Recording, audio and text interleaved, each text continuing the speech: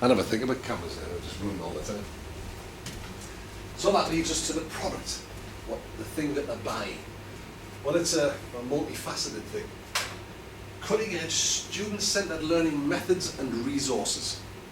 And when we talk about resources, we often think it's the workbook and the DVD and the presenters and all that, but you're part of the product. You're a resource, that they can delve into and use. So these systems and resources. We've got the workbook, the DVD, the video, or they can do it online, which you'll see a lot of detail about tomorrow. To help empower the student, it lets them know what they need to learn, or they can decide what they want to learn, how they'll know when they've learned it, and how to efficiently go about the task. In the workbook,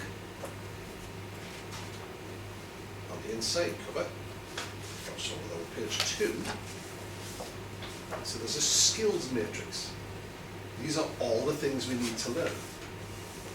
We've busted down into skill levels. Choose your path through it.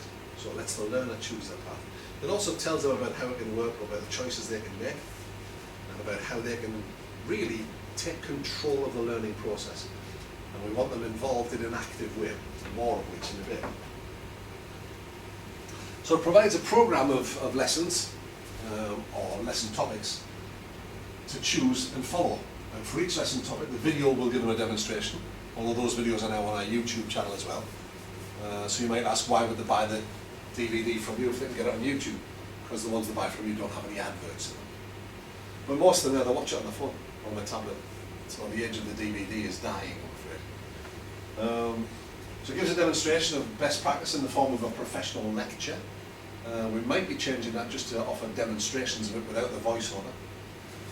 And for each lesson topic, the workbook explains what to do and why, using illustrations and words. There's a quiz as well. It describes suitable learning areas and routes and potential learning activities that they can choose from. Here is a list of things that we could do during this lesson to help you get where you need to be. And a set of learning targets, which you'll see on the page. The first one will be yellow. Page 61. It's all of the targets from all of the lessons. It's a master progress chart. We'll look at these in a bit more detail later. To measure their personal progress towards a test standard, and at the very back, at the blue tab bit, is the test criteria. Here is the standard that we need to achieve.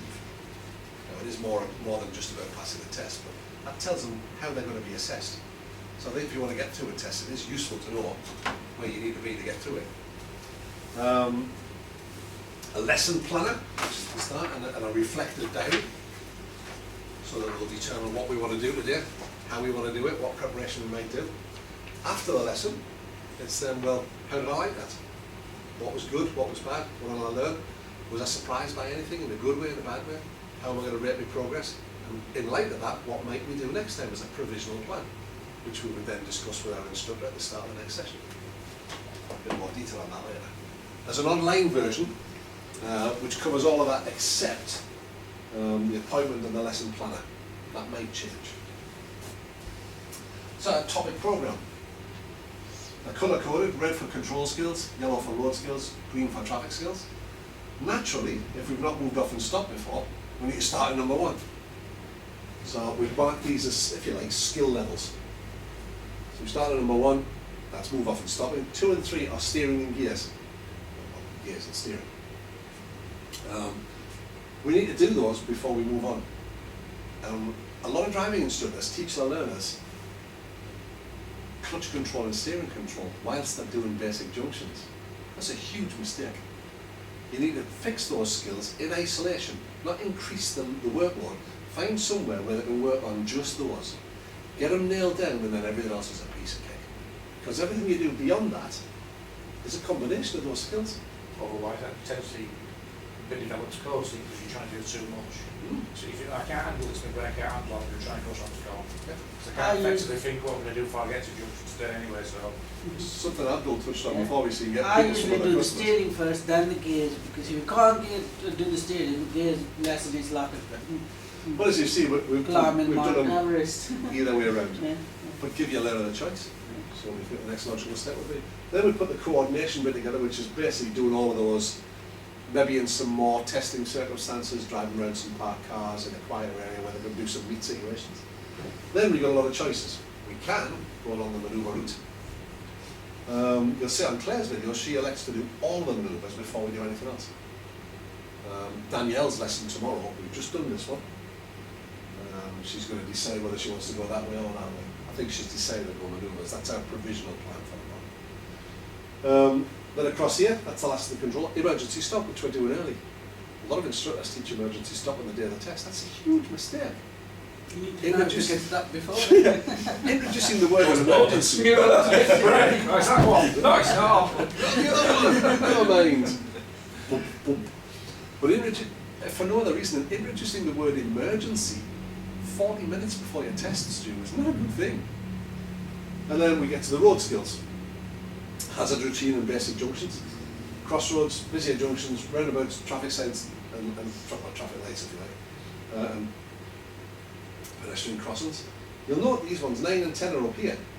And replicating, you might cover those at a basic level just to get to where you need to be. You can either talk them through it, or they might swap your seats. Always offer. If you get a learner driver from another instructor, just say, well, do you want to start on the main road? Do you want to go somewhere quietly? Get used to me in the car. Can we go somewhere quiet? They'll all choose to go somewhere quiet. Again, number 12 we might do earlier because we have to. So as you see as we go down the list, 11 is hazard perception, 12 dual carriageways, 13 town and city centre driving, 14 progressive and eco-safe driving, 15 is then independent driving, and mock testing and tests. I'm not sure I'm a fan of mock testing anymore, but that's something else. And then motorway driving at the end of the programme. So you can say to them, what do you want to do today? Well, I'm not sure. Let's assume they don't want to buy in just yet. They're just brand new here. I don't know. Okay, well here's your options. We can do this, or we do this, or we do this. Choose one. And they will make, if you're faced with a choice to make, you'll make a choice. Right, okay, so how do you think we might do that? I'm not really sure. Well, can you think of a route? Are you happy to trust me with it? I'm happy to trust you with it. Okay, do we look busy or quiet? What do you think? What level of help do you want from me? Well, loads. You know, at the early stage, well, tons.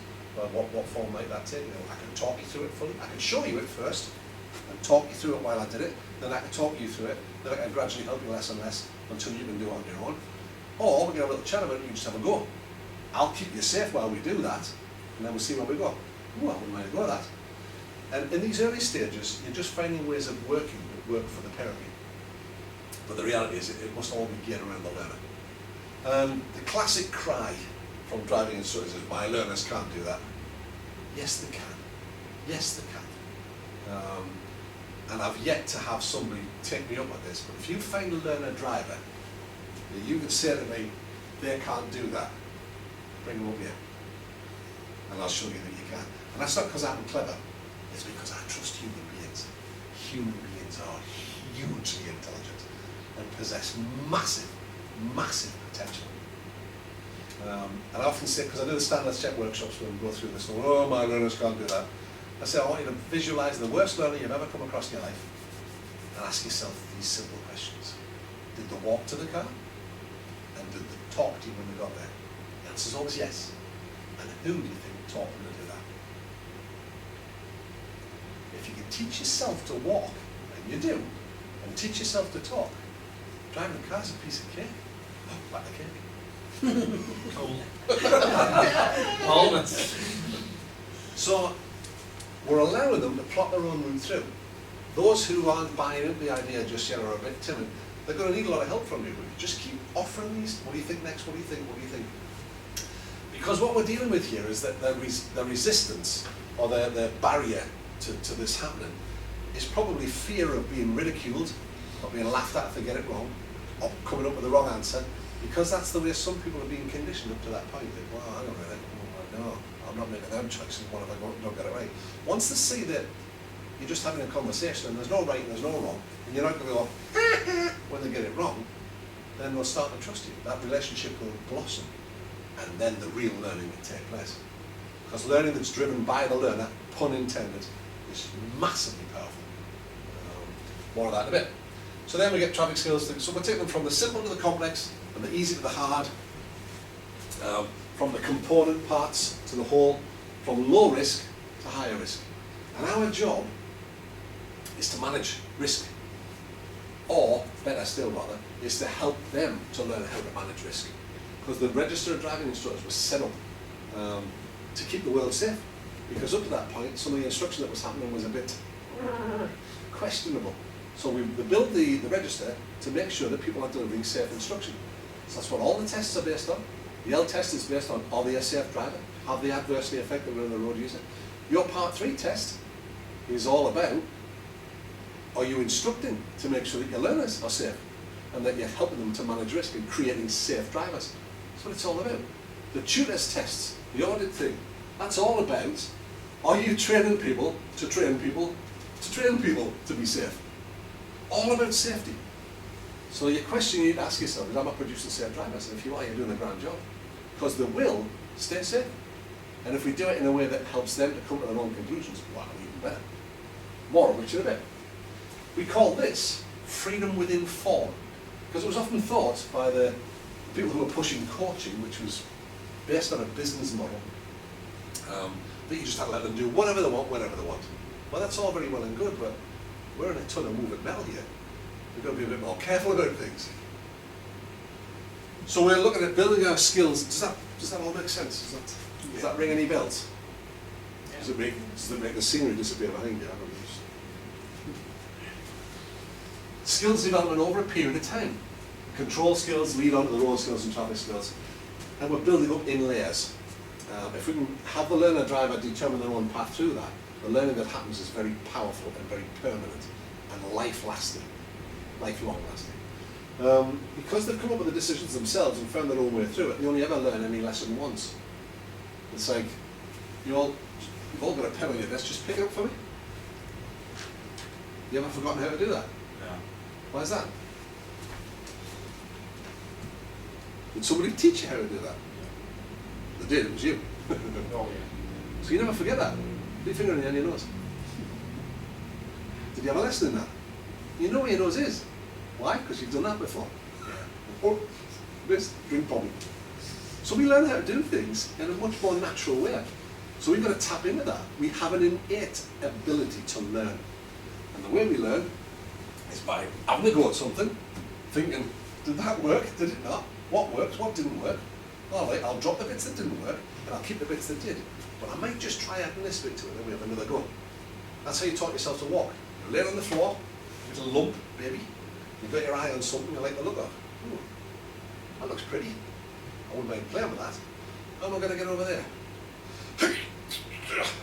Well, that's not worked. What else might I try? And you've eventually, through a process of elimination, like Edison inventing the light bulb, 10,000 ways of not doing it before he found the right way. Although he saw it a different way.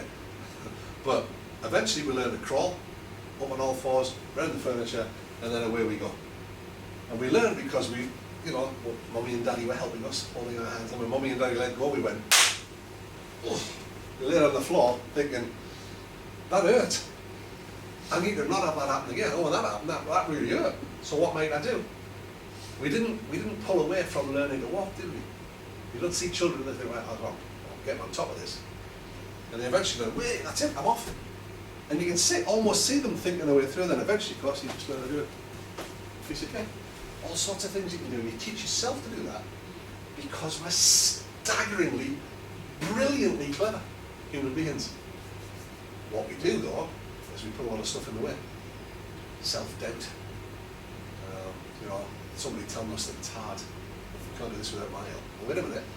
And instead of, learning to pick that pen up on your own, somebody gives you a whole lot of instructions. I want you to just reach your hand down at an angle of 30 degrees. And as you get closer, I need you to bring your thumb and the second finger together at a rate of 3 miles an hour. As you get to the bottom, I want you to place just enough pressure on there so that you feel 1.3 pounds a square inch in this thumb and 3.7 pounds a square inch in that thumb. Once you've done that one, you bring the thing up and you put your index finger with your nail just in your cuticle here, resting behind the pen, and flick it forward. At that point, this finger comes around and presses on at 3 pounds a square inch, and now you can write. So if you had to think about all that, it would do you ready, wouldn't it? So why do we have all these complications when we're teaching people to drive? Don't have a go. See how it works. And again, people keep saying it doesn't work. It does. It does. I'm not going to say I'm right. Remember, I said, just try it. See. And I've got a lot of video that I can back it up with and a lot of stuff. Just try it. it'll free you as a teacher to be able to sit back and just think, how can I help this person get to where they need to be here? And the first thing to do is ask, how can I help you? What do you want from me? What level of support? Do you want me to do this? And once they get into the idea that it is their lesson and they can do what they want, interesting things start happening. Now, note that I can't remember which lesson it is with Claire, which is, I can't actually, lesson number 6, we're approaching junctions to turn left off a main road. No brief. We have a brief talk about it, she wants to have a go. She has a go, and she nails it. And of course I pull her over and say, let's review that. How was that? Yeah, it was good. So it's, you know, I need to know what I'm doing that you like and what I'm doing that you don't like. So if you want to do different, she went, yeah, could I ask you, if you don't want to have my first go at something, yeah, should you shut up? What? So I needed to be quiet. Well, that goes against everything I've been trained to do. What do you mean be quiet? Just shut up, let me concentrate. But surely I'm not earning my money if I'm not talking. What's that all about? What? And that's what we did. We put together the plan. We're going to have a go. I'm going to keep you safe, so if it goes pear-shaped, I'll be in. Yeah, that's the difference. And then we'll have a He look knows at that you're there for safety reasons, for any particular reason, you ain't quite there, you're going to jump in there going, no. We've got it all set up before we do it. Everybody knows what's supposed to happen. And then bang, how was that? Not, well, that was good, that was bad, that was better, that was worse. That's very judgmental language. And we need to lose that. What's the outcome we want to achieve? It's X, Y, Z, whatever it happens to be. And then when you pull over for your review, did we get the outcome we wanted?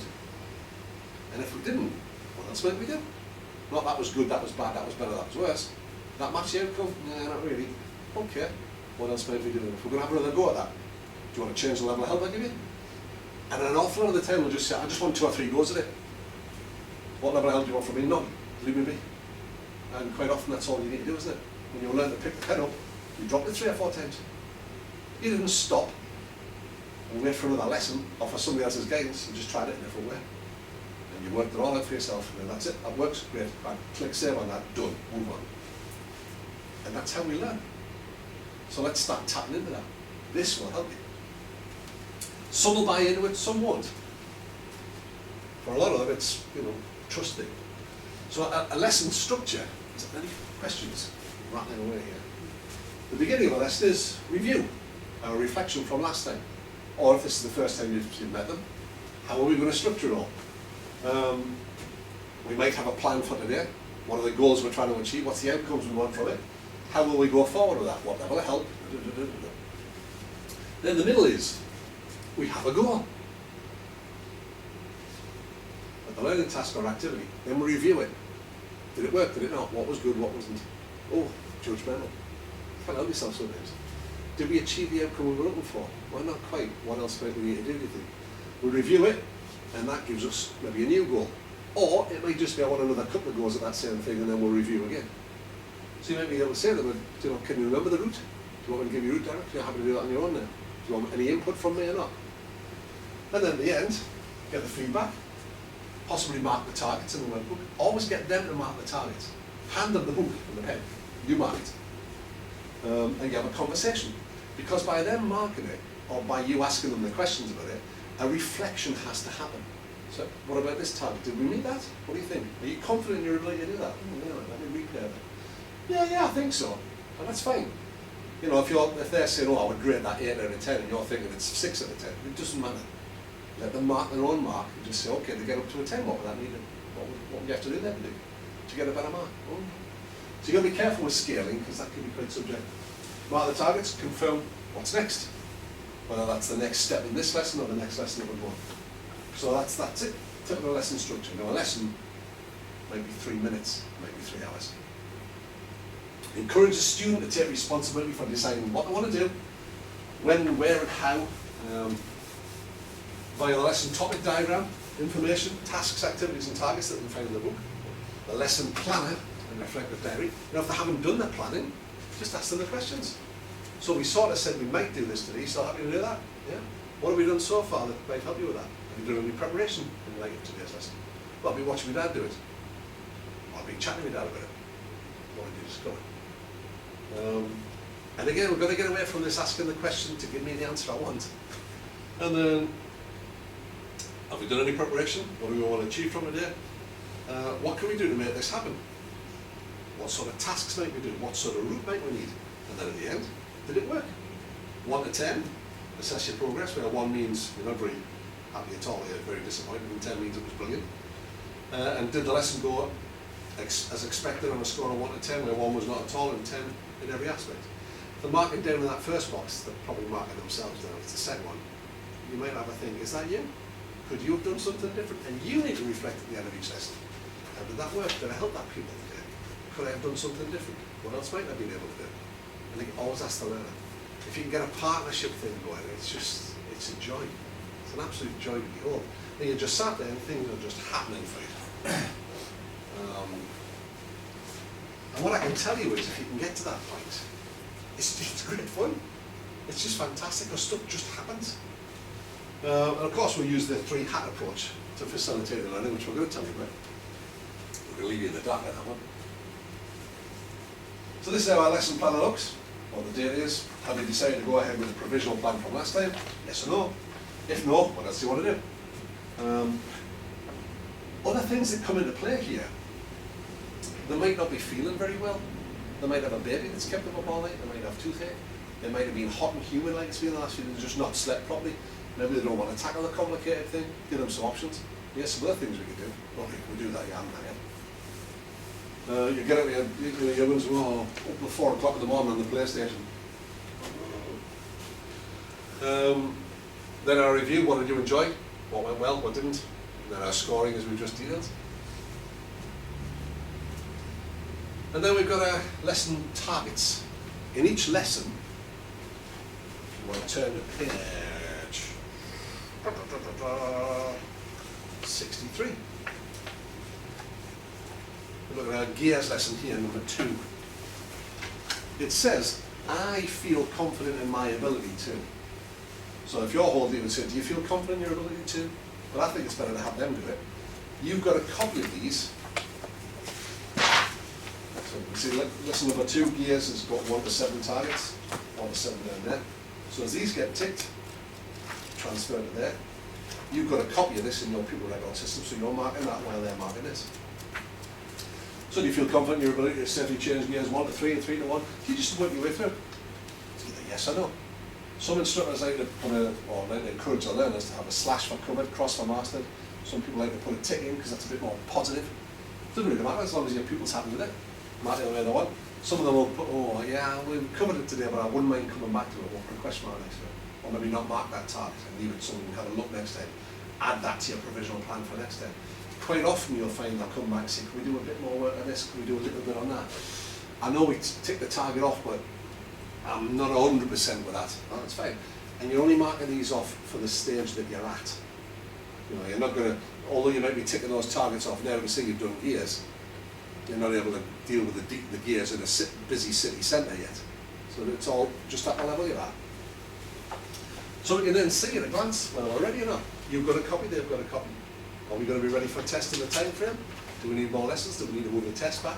So you're having that conversation all the time. So you're working towards a joint goal. Does that make sense? We can also do it online. You'll get a chance to have a good look at this tomorrow. So they can be, do keep using that picture. I don't remember mine ever having a moustache like that, ever. Only hair being that long, but there it is. So it's designed to help make learning easy, fast and fun. And therefore boosting referral work and student retention. Because I'm not going to leave you if I'm having a good time and I'm making rapid progress. This is real, Ian Stevenson. The LD system worked wonders for me. The combination of the DVD and the workbook is pure genius. As an instructor, you helped a lot. Your patience and personality were amazing.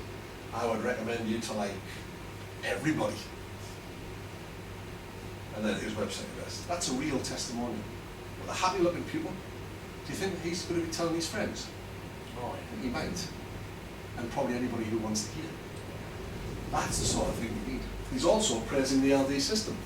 Now some instructors think that that weakens them as an instructor. Not at all. That's just something that showcases your talents as a learning facilitator. Any questions? When you just said some people say that it weakens this style, not minutes, but some people say it would better those 10 minutes you're filling out a book, better you 10 minutes more driving. What's your personal feel on that? Well, it's the key thing. I like it, but I've had learners who don't want to fill a tally tip. So you've got to work with what your learner wants. So you just work with, like you said, with everything. To Well, individual. I can't be asked for this, I'll do 12 hours. Alright, fair enough. But It will it take- might help yeah. you out if you do. Well, it definitely will. Yeah. Well, it's been proven time and time again. They'll Yeah. take 25% less lessons if they buy into the program. Yeah. If they're involved, we said, and this is only 4 or 5 minutes. I smell what you're cooking, I can see it, you know what I'm I saying? smell what you're cooking. I'll think that. I'll Well- steal that music. But it's because it's like, right, what are my weaknesses? Because it's not to say, I've lesson Tuesday, alright, that went good, that went bad, and then next week you go, shoo. What, and last week, there was that one there, but they've missed something vital out, and then you also missed something vital out, you can't go, Well, we had a problem, well, I should go back to that. they'll very quickly realise that it's a powerful learning tool, Yeah. this reflection process. And within one lesson they'll realise it, because they'll go away and it'll tidy up all the loose ends. You know, all those little uncertainties before. Well, if you've got these targets in mind, oh yeah, I did do that, oh I did. More often than not, it'll make them see that they've got further on than they thought. Yeah. Oh no, I did do that, oh yeah. And it's, you can just see the faces like, oh yeah, I did all that, yeah. Yeah, I did. What you'll also find is people who come to you from other driving schools, they'll start saying, do you know what, I've learned more in an hour with you than I learned in 5 hours with them. Yeah. They maybe haven't, but like you're taking the time now just to spend a few minutes showing them what they're finding out for themselves, what they've learned. It's a very valuable process, and it's massively empowering, and it gives people a great deal of sort of clarity on Yeah. where they're going. Well, I think about, the stuff that we did last week, the reflective process you've done in between. How Yeah. much have you learned in the last week? Loads. And I'm not just saying that for the sake of it. As I say, I know my own personal weaknesses that I'm trying to work on, but it did a different spin to how I was sort of approaching stuff. And I might be not a brick wall here and there the way I was doing it, but I'm more reflective. I'm like, well, actually, that's not working. What can I change? I might do it that way. All right, yeah, you know. Well, I found it interesting, if you don't mind being the example. No, here, fine. Nicky, No, that's not a problem. that after you'd said good morning to me this morning, Yeah, almost the next words out of your mouth yeah, were to tell me what you wanted to do next time we were together. yeah. So after you said, well, I want to work, I want to do this, Yeah. and I want to do this Yeah. because of this and then this. You had a Yeah. whole agenda. So you've actually already planned our Yeah. next session in your Whereas the first time we met, you were like, what do you want to do? And I was like, I know You knew what I things wanna here do. and there, but I don't know. And you were like, well, what do you reckon? You were like, I'm not telling about you. what? You're going to find out. And I was like, I suppose it is. I know where I'm weaker, I know where I'm stronger, so. Yeah. But, you see, we get into this mentality of thinking that you come along to me for training, I'm going to wave a magic wand over you. And, don't get me wrong, we can do that. And we can fix it by instruct, but it's wearing. And what happens is, when you come under pressure, like on the test, it just comes apart. I think the difference is like the old pen thing. It's like, if you choose to do it yourself, through muscle memory and whatever, you'll be able to do it. Or somebody physically tells you, right, you'll put your arm down, this is not pressure, you'll do it. But over time, no, that way. No, 35 degrees. No, that's 35 degrees, not 40. Go that way. It's like the old 45 degrees thing on a parallel You'll do path. it eventually, but it's easier sort of, well, man, does that kind of, alright, yeah. But the real beauty, you can see the value of it, because you've gone away and you've now got an agenda for what you want to work on, how you want to work on it, what level of help you want from me. Yeah. You've probably thought about the area we're going to do it. Yeah. So that's a massively powerful learning. That learning has continued. Yeah. Now, do with me, you're doing all the learning, are you not? Yeah. Oh, yeah. You're doing all the yeah. thinking. Yeah. But because they're your ideas and you come up with these, they'll not forget when you're under pressure. It was like you said, not expert to the PCSDs now, but we've got your presenter in front of you, and you, like you said, the 8 minutes and you're trying to spill, you know you've got 8 minutes, and then you've got 20 minutes of a lesson, and you don't want to interrupt it, but obviously you've got to engage in whatever, and they won't allow you to go over in that.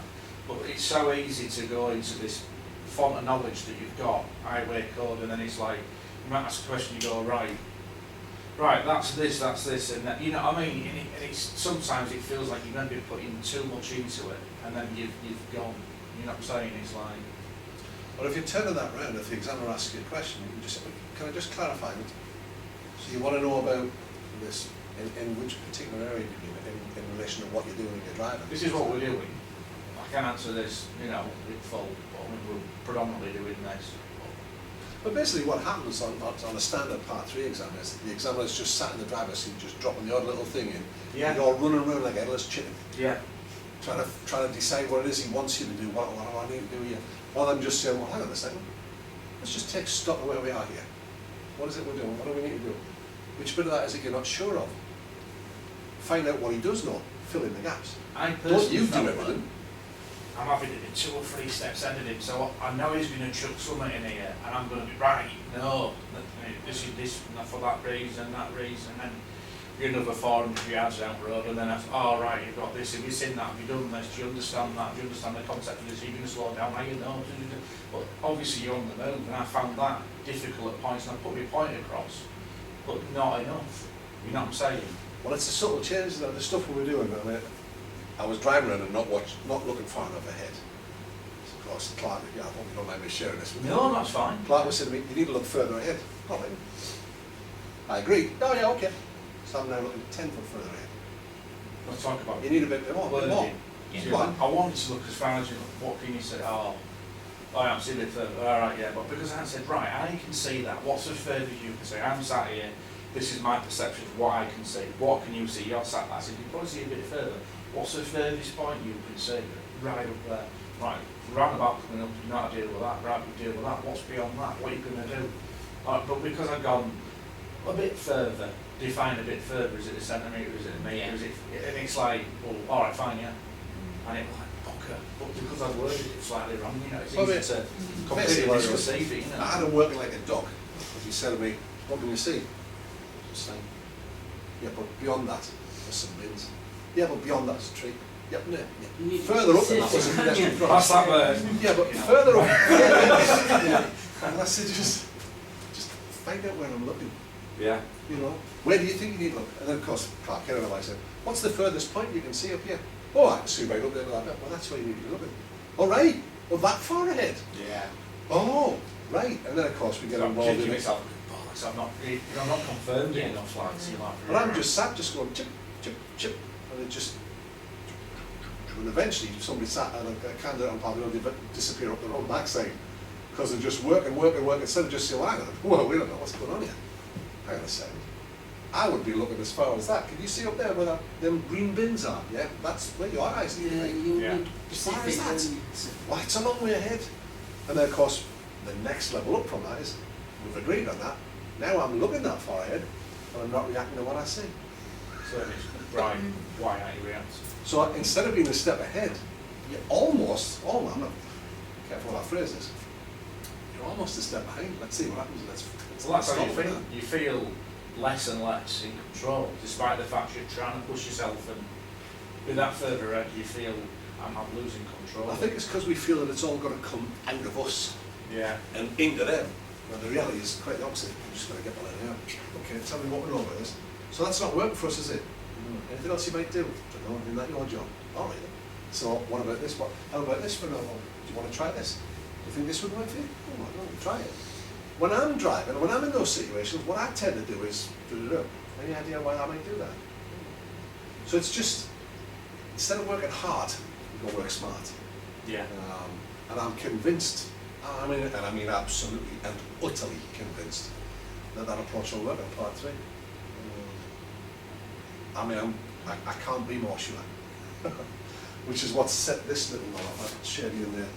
We did some tutor training this week and I've just fired off on all sorts of angles. It's what coaching is. We mustn't lose sight of what it is, because it's a very pure thing. It's about empowering the learner and not getting in the way with all of our instructions and our talk-throughs and stuff, because we do complicate things instead of just experiencing it and then reflecting. So what coaching is, it's a very effective way to put the learner in an active role, supported by the teacher or trainer, keeping them safe, and helping them get the most out of the experience, helping them where necessary due to lack of experience or knowledge, and to formulate plans and activities, and then reflecting on the process and tapping into the way human beings are hardwired to learn. And to enable that to happen, we need the right relationship, we need the right conversations. And I follow that with what coaching isn't anything else other than that. It's as simple as that. That's a human interaction between you and another human being who is staggeringly clever and who possesses enormous potential. They're not numpties. They can do stuff. They don't need us to be able to show them how to do stuff. You know, we get involved in this nonsense where we get them in the car and we start talking about how to put a seatbelt on. You ever met anybody who's 17 who doesn't know how to put a seatbelt on? Or to get into a car, or adjust a car seat, that doesn't know what accelerator, brake and clutch are, that that's the handbrake and that's the gears. This is the steering wheel. They know where the indicators are. They've been watching people driving cars from being this big in the baby seat in the back. More of how we do that after our lunch. But any questions before we do, Greta? Sorry to use you as the No, that's fine, I don't mind. stool pigeon. I don't mind, no, that's fine. Good stuff. Well, we'll break for lunch at that point because I'm sure I hear plates rattling. Thank you for your forbearance. Oops. Oh, Baron, I think you've been ripped off. Well, they were cutting edge when we bought them. Actually, you can get them for about 700 or 800 quid. Is that what you told the taxman? I don't know what you mean, Abdul. I don't know what you mean. You've been a taxi driver too long, you. Driving instructors would never tell the taxman things. So, the product, the second part of it, our three-hat approach. We developed it to help existing instructors develop a client-centered approach, but in ways that they could maintain that client-centered approach and develop it, rather than learn how to, do some coaching and then discover that it was easier just to go back to what you were doing before. So this is, we touched on it briefly before, the three hats that we wear: the relationship, the people owning the process, and freedom within form. So let's have a look at those. So we founded it upon two basic principles: the need to establish an equal relationship, that there's no hierarchy, it's respectful, honest, non-judgmental, and following the interest of the learner wherever possible. Now in the early stages, of course, they might not want to offer an opinion on what they think they should do, so you've just got to coax that out, just keep offering them suggestions and say which way you want to go with that. And secondly, the need to encourage the learner to be actively involved, to be driving, pun intended, the learning process, as much as it's practical to do so. And again, you might need to coax that out to begin with, because they might be a little reluctant, because they might be scared that you're going to take the mickey. And all good trainers recognise the value of this to effective training, or to effective learning, and it is always featured highly in the LD system and everything that we've done. Because again, the reality is you must get the learning out, not put the learning in. But we've now been able to take it to the next level and incorporate coaching in it. And this is what the DVSA want now, in terms of your standards check that you have to say. They want to see that you are client-centered. More of that later.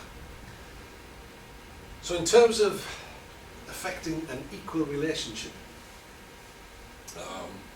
what I'd like you to do is to take a moment and have a think about somebody in your life somewhere, either currently or in the past, not a parent, but somebody who's perhaps been a role model, somebody who's exerted a positive influence on you, somebody who was different to everybody else who was in your life at the time. Close your eyes if it helps you to visualise, but just take your mind back to that point, or imagine that you're with that person now. And have a think about, well, what's different about them, and what was different about you when you're with them? Anybody got one they want to share?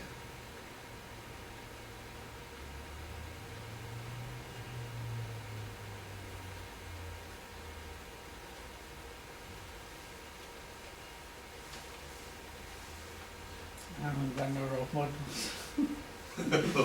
Oh, that's a sad place to be. I know. You maybe have, but maybe not in the terms that we're talking about. Perhaps a boss, an uncle, colleague, friend. I've had people in my life, I wouldn't deem them as role models. Okay. I've been respectful of them, and I like, you know, I appreciate their opinion. I think they're wise for what they are and whatever field they are, but did I feel that that I should be them? I suppose role model might actually be a bad way of describing it. Somebody that you respected, I suppose, might be. Ah, that's different. Yeah. Yeah. Or whose opinion you valued. Yeah. What was different about them to everybody else? Experience. I guess their outlook on life for me. It's an interesting thing to look back on. Favourite teachers are normally people whose lessons you enjoy going to. And there's some common threads that come up every time we ask this question. So have you all got somebody in mind, whether you want to share it or not? Have you got somebody that sort of stands out that way for you? A colleague that was somebody, not necessarily that you aspired to be even, but somebody who helped you be a better person, I suppose is a good way of describing it. What you'll find, I mean, for me it was an English teacher. You know, I hated English until I got this teacher, and then I found a passion in it. It wasn't that I suddenly just discovered I liked English. I discovered I liked learning, but I only like learning with this guy. So it's all about building that equal relationship, or a relationship that's more equal than perhaps the one you've got with others. And these are the answers that come up all the time. Generally, the person you're thinking of treat you with respect, or non-judgmental. They didn't go, well, you made a right mess of that, haven't you? They treat you as an equal. They listened to what you had to say. They were interested in you. They trusted you is another common one. They gave you their full attention. They were patient, tolerant, understanding, sense of humour, all those kind of things. They seemed to understand you. They asked you what you wanted to do. They didn't tell you what to do. They come up time and time and time again, and anybody who's got somebody in mind, they always tick those boxes every time. And then you start thinking about, well, how did you feel when you were with that person? And you probably find that you felt more confident, that you felt empowered almost. They're the things that create an unequal relationship, and we do an awful lot of this in driving instruction. Lack of respect, judgmental. Well, you got that wrong. Let me show you how you can put that right. Do you know why you got that wrong? We made that mistake again. We've discussed this, haven't we? Yeah, we've done that again, haven't we? You're really judgmental. That was good, that was bad, that was better, that was worse, that was improved, that wasn't as good as last time. The phrases that come up time and time again. You could try and lose those judgmental phrases. Hard, very hard to do. Overly critical. That seemed, think back to part 3. What are the approaches you're using here? Not interested in them? It was all about you and about what they had to do. You get the whole series of stuff to remember. It's not really about them, is it? So where do they want to go? How do they want to do it? How can I help you better? Not listening to them.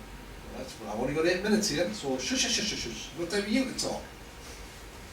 Just heed the words of the mighty instructor and everything will be fine. Not trusting them? Well, I know I've explained it. I know I've shown you once and I've explained it to you, but you're still not smart enough to have a go at this on your own yet. I'm still going to have to talk you through it. And then if I think that's all right, then I might let you have a go at me just helping you a bit. And then if you're very good, I might even let you have a go on your own. So we're just displaying a huge lack of trust, aren't we? You know, you're going to back yourself. It doesn't matter what happens, you can keep yourself safe with the pedals you've got, the steering wheel's only there. Not giving them your full attention, being impatient with them. Now that can be the tiniest, tiniest little thing. They've stalled for the 3rd time and you go, they'll pick up on it. Yeah. And they'll pick up immediately. Body language. It's the most powerful form of communication. And we're really tuned into it. And very finely tuned into it. Because it isn't so very long ago in our past that if you wandered into the clearing in the forest or the jungle or wherever, and you met another human being that you'd never met before, your life depended on your ability to read their body language. You might get killed, you might get eaten. You needed to be able to switch on quick and work out what was happening. From the tiniest little facial expression, we can tell an awful lot about what other people are thinking, or how they're feeling, or about what they're about to do. So we can spot it a mile away, can't you? You know, we're very good at it. not understanding their needs. Do we understand our learners' needs? No, because we don't ask, do we? Here's what we're doing. Here's how we're going to do it. When and why we're going to do it. Not meeting their needs, well, if we don't know what they are. Exerting too much control. Are these things sounding familiar to you? Yeah, it is, yeah. Establishing a hierarchy. Shush you. So we need to get this relationship on a different footing. Away from this. Because this is what we're doing now. If you want the best out of people, this has to stop. So how do we do it? It's easy. The relationship or the client or whatever you want to say, it's central to everything we do. If the relationship isn't right, the whole house of cards crumbles. So to have that relationship correct, we need to be non-judgmental. It needs to be equals as much of the time as we can manage. Now there's sometimes, because we're in a safety critical environment, that 50-50 relationship has to go 100-0. You need to take control and then get back on a level footing as quickly as you can. So it's how you do it sometimes that counts. You've got to do it. Trusting, respectful, you need to listen. And you need to listen in a different way to the way we've trained you to listen. You need to be patient, tolerant, supportive, and more important than anything else, we need to exhibit humility. We need to be humble before those we wish to help. It's important that we see it, that wanting to help somebody to learn is a desire to serve, not to dominate or anything like that. It's a wish to serve. So if you seek to serve them in ways that are fulfilling for them, that's a powerful teaching technique. And it doesn't matter how much extra you know. There's a lovely poem on this written by a guy called Soren Kierkegaard. He's saying that if we wish to help people, we must first understand what they understand. We can't do that. We waste the time trying anything else. We need to know more than they know, but knowing more isn't enough. And us showing them that we know more is not helping. But if we still desire to still show them that, then it's not because we're trying to help, it's because we're arrogant and vain and we want to show off and say, look what I can do. And we must desire to help people. That's what it's all about. And that poem's 200 years old. And I know it didn't write there because the translation stops there. I've put a little video link on my YouTube channel and also a link on a video that I did about adult learning principles you might find interesting. Because we are adults here. We need to treat them like adults even though they're only 17. So why do we need this equal relationship? If you think about it, when you're a kiddie, we want approval, don't we, from mummy and daddy and aunties and uncles and older siblings. That's all we want. We just want their approval. That makes us happy. But as we get older, we're more driven by what we want, our desire to be independent, self-reliant, to be our own people, to be grown up. And the world doesn't let us, does it?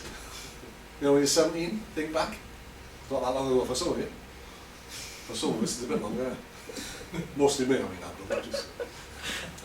I think these all three younger than me anyway, so it's just me and you. Well, everybody's younger than me. Is that what you said? No. But we do. But we live in a world that says to us, when you live in my house, you'll live by my rules.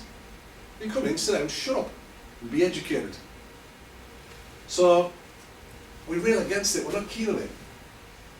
And anything that encourages dependency on us as the tutor, it's counterproductive, and it does prevent us reaching our full potential. When we get a bit older, this child-adult relationship that we've developed with our parents and with some of our teachers, we'll put up with that if it's going to get us where we want to go, or give us something that we want. But we'd much rather we didn't have to deal with it. We'll tolerate it, but that's all. And if you think about it, do you know any young adults that don't want to be treated like grown-ups? It's the one thing we want, isn't it? A voice. And it's the one thing we haven't got. So this, sometimes, for the first time in their life, is the first time they have a genuine voice that's listened to and acted upon, which is what makes them grow through the process. So You saw the coaching contract video earlier, where we were talking about what do you want, what do you not want. Well, that's the first step. Ooh, what? Ooh, so it matters what I think. You want to know what I think, and we're going to do it in a way that I want to do it. Ooh, I quite like this. I can deal with more of this. So it's very empowering. Get off, get off. So the second part of all of this is the conversations that happen, the active involvement and ownership of the learning process. It's vital. If you think about it, we tend to remember 10% of what we've read, 20% of what we've heard, 30% of what we see, and 50% of what we've seen and heard. At the bottom end of, we remember 60% of what we've said, and 80%, maybe 90% of what we've actually done. So being down here is going to make it more memorable. And the bottom end of here, so that's more active. This is more passive. So we look at passive, that's reading, I do the quiz in the book, hearing, listening to my brief, pictures, I'm going to be presenter, watching a movie, watch the DVD, watching a demonstration, let me show you how to do that, and following a set of instructions. We work completely and utterly in that area. The passive. They will learn, but it's much slower. We should work the way around. Yeah, we should be at the bottom here. Participating in a discussion, because we remember things that we have said. Them giving a talk. Talk me through how you think you would do this. Tell me what you're going to do here. Why would you be doing that? Simulating the real task or actually doing the real thing. That's active learning. Much, much more powerful.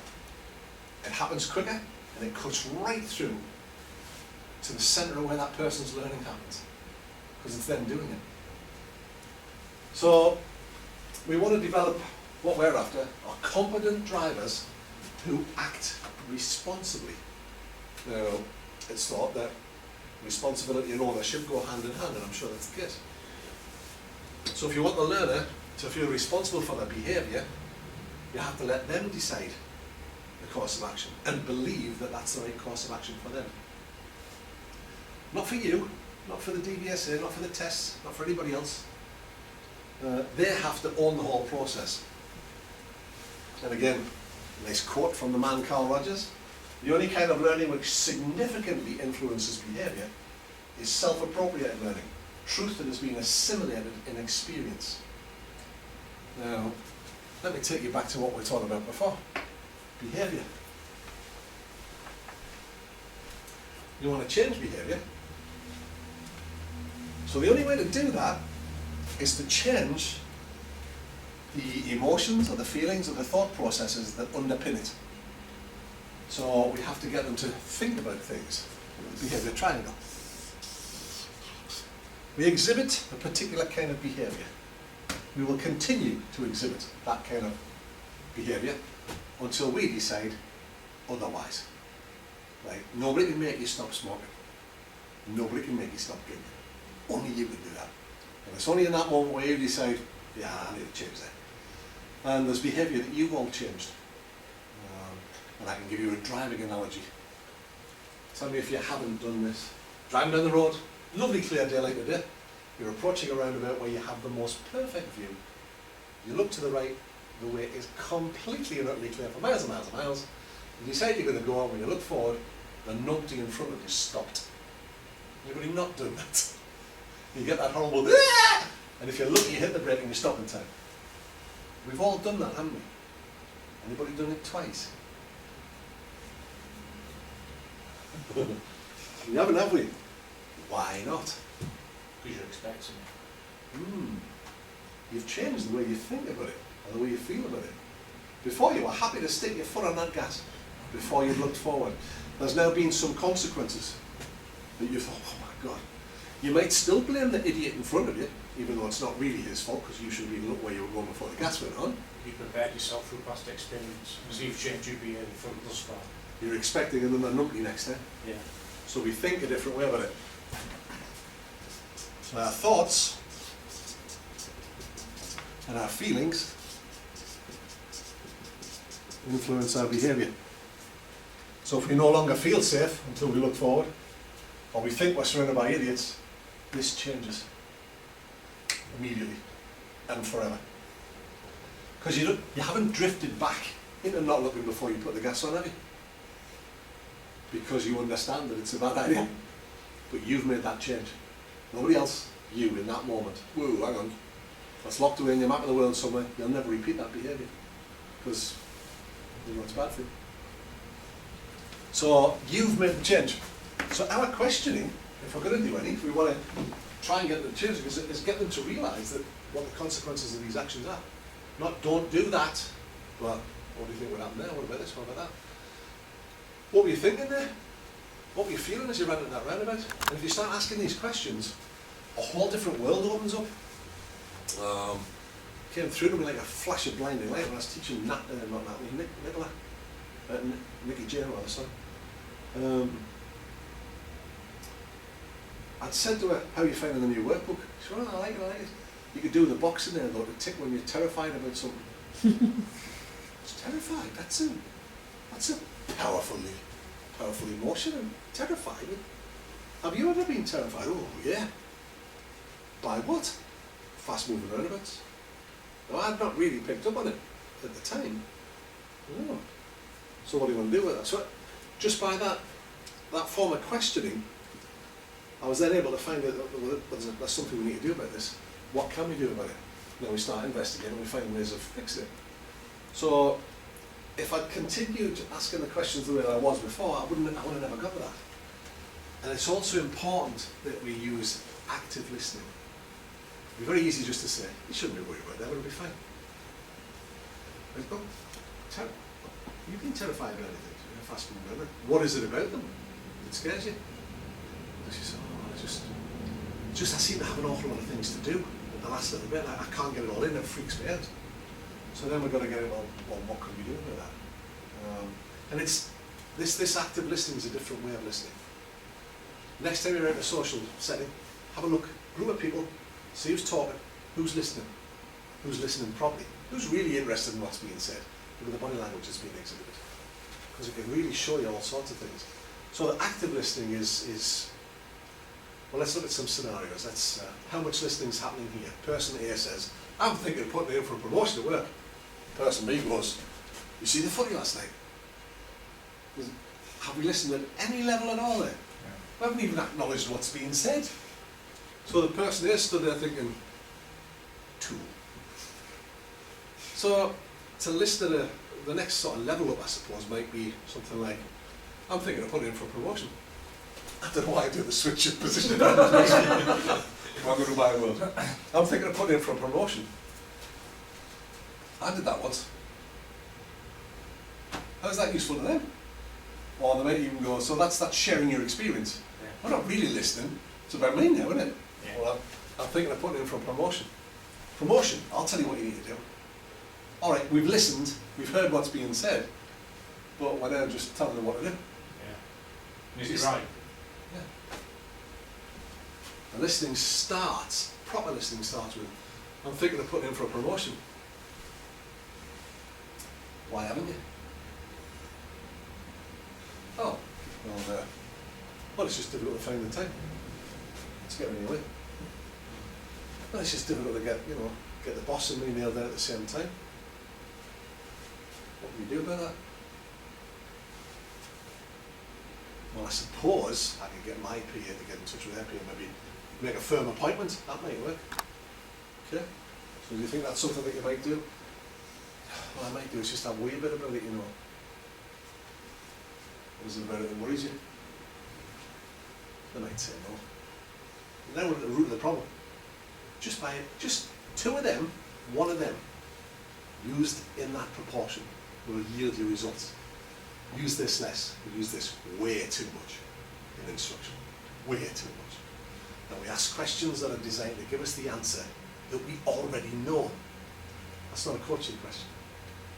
I don't care if the question's open or closed. The question should be, listen to the answer, base your next question on the answer you've given. That shows firstly, you've listened, oh, this person's interested. You look interested when you're listening. Make listening noises. Oh, yeah. Use things like, that's interesting, tell me more about that. Try that the next time somebody tells you anything. Not you guys, because you know it's coming now. But if you're out tonight Somebody says something, you just, well, that's interesting, tell me more about that. Nobody ever goes, no, I won't. Both will just open up and tell you. Well, really? We do it, don't we? And somebody's telling us the story, we're wow, really? Whoa, God, wow. Whoa. Rather than, are you done? Because I want to talk now. Because what we're doing is not listening. We're being quiet, waiting for our turn to speak. It's a different thing. Radically different thing. So just start shutting up, ask one question, and wait for the answer. It'll drive you nuts because it'll feel like 3 days. Just wait. If they can't do anything with it, they'll just go, I don't know. But they're breaking the silence, don't you? You've got the opportunity now to practice. Trigger license holders, practice that with your learners. Try it as a qualified. It'll yield you massive, massive results. Don't use where the local instructors use for doing moving off and stop. That's a terrible area, that square room in Castle. It's a waste of time. That's never that. No. No, I know. Good. Good man. That's the correct answer. Oh no. So, come on then, come on. Oh, don't. Stop it.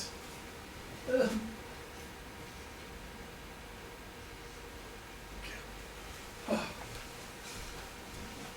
Back to where we were. There we go. So once we start thinking that way, we'll realise it's important to let the learner make the decisions, to take ownership. And ultimately responsibility for the outcome of their efforts, to develop good behaviours. Sometimes you need to challenge things. You know, they'll come up with stuff, and that, unfortunately, that piece of video has been lost. We're driving down the road. We had a big crash on one of the machines, I lost a lot of video. Driving down the road, big wide open space. Houses are set back, long gardens, parking space at the end of each garden. One car at the end of the road. As we turned into the road, I looked at, right down the road, there's a guy leaving the house, running towards the car. So your experience, same as mine, you think, you know, mirror, looking out, no mirror check, foot gently over the brake. Still no mirror check, still no mirror check.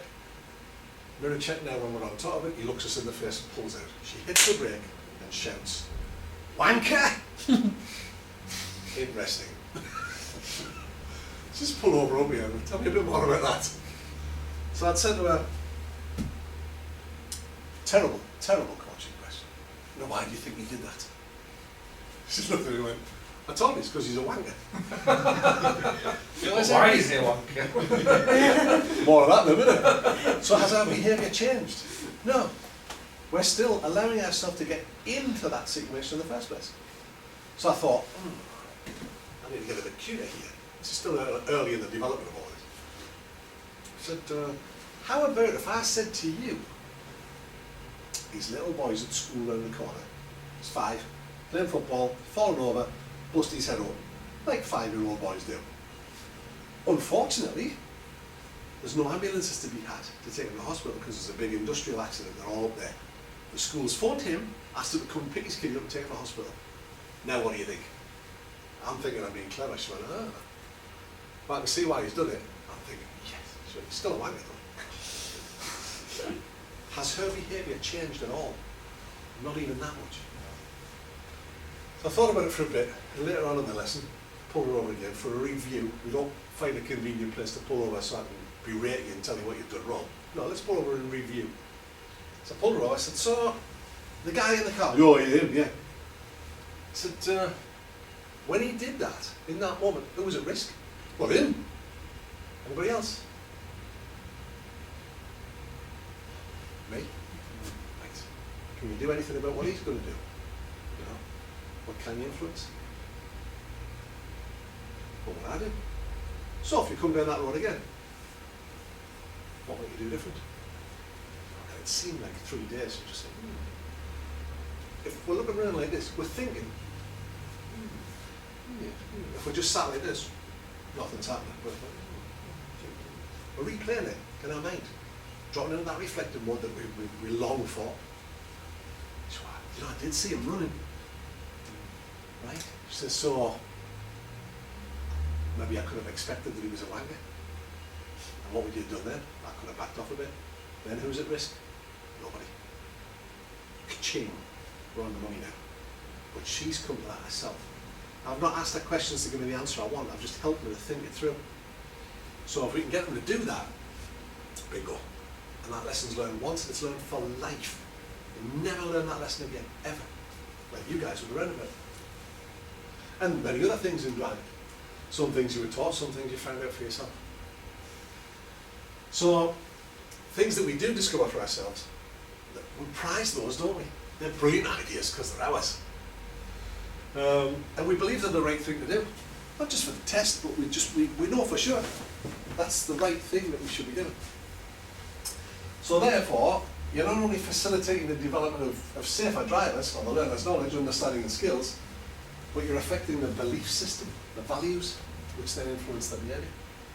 Not by telling them what they should think and when they should think it, but by letting them draw their own conclusions about a series of events they've just experienced. And this is why that kind of learning is so powerful. That's why you came in this morning and gave me a huge list of things you want to do. And that's why it's more powerful, because if it had been kind of, like you say, constantly telling them, in the event of a stressful event, they'd have probably just could have gone either way, whereas actually, if they'd done it themselves, they'd probably draw the conclusions faster. Yeah. Well, this is where the idea that you pass your test and you learn it right comes from. Because you'll do all those things because your instructor says you should and you need to for the test. And then you find your own way of doing it. Our job is to guide and nurture those learners, to discover things, not to discover the way we want them to do it, but to know that their decisions are right. So it's their own experiences and those that they share with you. So in terms of that, so we talked about passive and active. It would be nice if we get the active. It's much more powerful. Because here, we remember 100% of what we value and we believe in. You don't forget those things. So give them ownership, what to learn, where, why. You're down at the bottom here. Bingo. Learning happens unbelievably fast. And I mean unbelievably fast. You see things happening in an instant. I can sit next to Danielle and learn I've got current, and I can nearly see the learning happening. It's so powerful. It's incredible stuff. So in order to get that environment where that can happen, we believe there's any questions, so just before I move on. Does that all make sense? Mm-hmm. Does it seem quite different to what you've done so far? Yeah, so yeah. Good, good. Well, not good, but you know what I mean. It's you're doing a lot of it, but it's not. We're not really looking at the end game. We're not looking at what do we want to achieve with this. We're just asking questions, staying on this narrow little band, and feel that if I keep on top of this guy for these 2 25-minute sessions, I'm all right. I'm going to be a good instructor. And then you've got to learn a different way of doing it, because learner drivers don't respond like that. Anyway, 3 hats. You may notice though nobody here is wearing a hat. It just occurred to me. So it's just a bit random. So the guardian of safety, the advisor, and the coach. The guardian of safety. This is important in our line of work because we live and work in a safety critical environment. You have to be able to take action at any time to keep both you and the learner and everybody outside completely and utterly safe. That's your responsibility. So you would intervene with prompts or actions, grab the wheel, hit the brake, keep the clutch down, whatever it happens to be. That could be in a supporting role even. You know, if they were in a situation where they were out of their depth, you suddenly encountered more traffic than you were expecting. That happens around here quite regularly, where the A1 closes and all the A1 traffic comes through town. You're up on Chequerfield looking for a quiet area and it's like Armageddon. Or they might find themselves outside of their abilities, or they might just be overloaded. You might need to jump in and help. Take the load away. You're alert, decisive, always on the lookout for danger, with a 100% overriding authority to intervene. Now, we talked to them about this on the first lesson. Of course, from time to time it may be necessary for me to intervene with the dual controls, blah, blah, blah, blah, blah, blah. If I do, please let me do it, blah, blah, blah, blah, blah. And then we never say it again. Well, surely every time you come to something new, just look what I have at your back. I can jump in and help you at any point. But of course, if you feel that you want help, just shout up. All right, okay. There's a great deal of comfort to be had from that. All right, I'm safe. Now, you wouldn't be doing that 2 lessons before a test. You would expect they can handle all those risks on their own. But you're still there just in case, because you want to keep your car on the road. So quite often it's how we do it that's important. So the skills you need are vigilance of, you need to be keeping an eye on the student, the situation, their observation, anticipation, and planning are key. Theirs, as is yours. To intervene, we give full top to instruction. I haven't done that for ages. Prompts, physical. But it needs to be proportionate, decisive, and above all else, calm. We then need to determine the appropriateness of the action taken and give feedback and potentially use it as a learning trigger. So whenever you have to intervene, a discussion needs to take place on about what can we learn from that. Both of you. Not whose fault it is, because they're already feeling bad. If we then lay the blame on them, they'll end up in tears. So we've got to be very careful. These situations need careful handling. Think back yourself when you first crashed and burned on one of your lessons, or when you first just collapsed into a heap when you were trying to do your initial part 3 sessions. If you haven't got the right support network there, it's just like, make it stop. Because it's hard. It's hard. So establish how responsibility for safety is shared, initially at the home visit or the start of any course of lessons, but at the beginning of any new session. In fact, all the time. Don't worry, I'll get you back. Just keep reminding them. Discuss and agree the strategies. You know, if I need to, I'll jump in. If that's happened, I'll tell you why. And then discuss if there's any potential for you needing to do that because the risk is increased. Have we increased the risk that we're under here? Is it more difficult, less difficult? What do you think? And of course, legally, you're primarily responsible for the risk, so you've got to take care of it. Their responsibilities are to make sure that they're fit and in good shape to be on the road. And comfortable to drive, including wearing the right clothing. So you see them coming out sometimes teeter out in stilettos or come flippy flopping out and flip.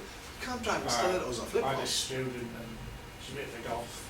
She had these boots on and they were like, you're not going to find pedals in them, just grab something else. No detriment to where you dress, you're your own person, fantastic, but you can't find pedals. And if you can't find your clutch control, we're not off anywhere.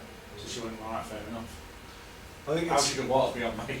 It's like, it's just incredible. You go uptown on a Friday and see heels this big, you think, if you go over on them, your ankle's going to snap anyway. Let's tell how old I'm getting. That's not so damage. Your ankles will never be the same. Tell it to my granddad about my dad. So they must remain vigilant and focused on the task at hand. And they mustn't let their attention wander. If there's something distracting them or they feel their attention's wandering, they must let you know. Because you're responsible to say, just flag it up. You know, if you're feeling that, let me know. Maybe I'm pushing you too hard. Maybe we just need a break. Once they get used to the idea that they can actually ask for a break, then we will. Not to wrestle with you. If you need to if you've got one hand on there and they've got two, you're not winning that fight. I don't care how big and strong you are and how small they are. They've got two hands, you've got one. And they're right in front of you. They've got much more leverage than you. They'll never win. They need to be honest with you about how they're feeling. There's no points for being brave if they're feeling terrified and they nonetheless still want to plough on. It's not good. So they need to know that if they're feeling uncomfortable or anxious or unsure in any way, shape or form, that you'd be quite happy to listen to those concerns and put a different plan together. Not like, oh, nobody else has trouble with this, it's obviously you. It's an extreme version, but you hear a lot of it. You're responsible for making them aware of their responsibilities. But ultimately it comes back to you as the person in charge. Therefore, you've got to take care of the above as well. So what does that do to this equal relationship? It blows it out the water, doesn't it? I've got everything now, you get off. But it's how you come back to it, how you deal with it following it that determines how quickly we can get back to the equal relationship. Ownership and passive, well they're completely passive as well, aren't they?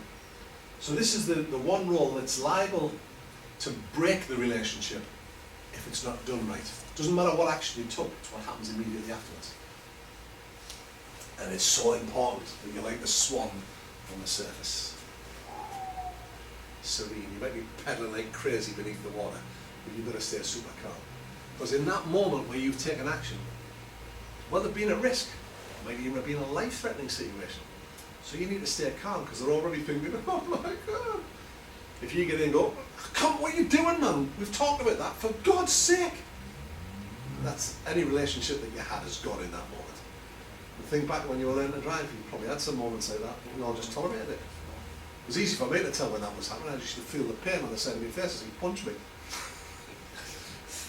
So we need to get the students' agreement you've taken verbal or physical action. So at the start, let them know. It may be necessary for when you jump in, you know, if that does happen. And we've got the scene set that everybody knows what's expected.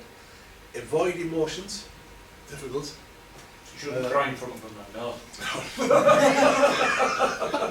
I'm gonna step out of the car. No, you Time me on. You must go around the back of the In car that case. and weep silently.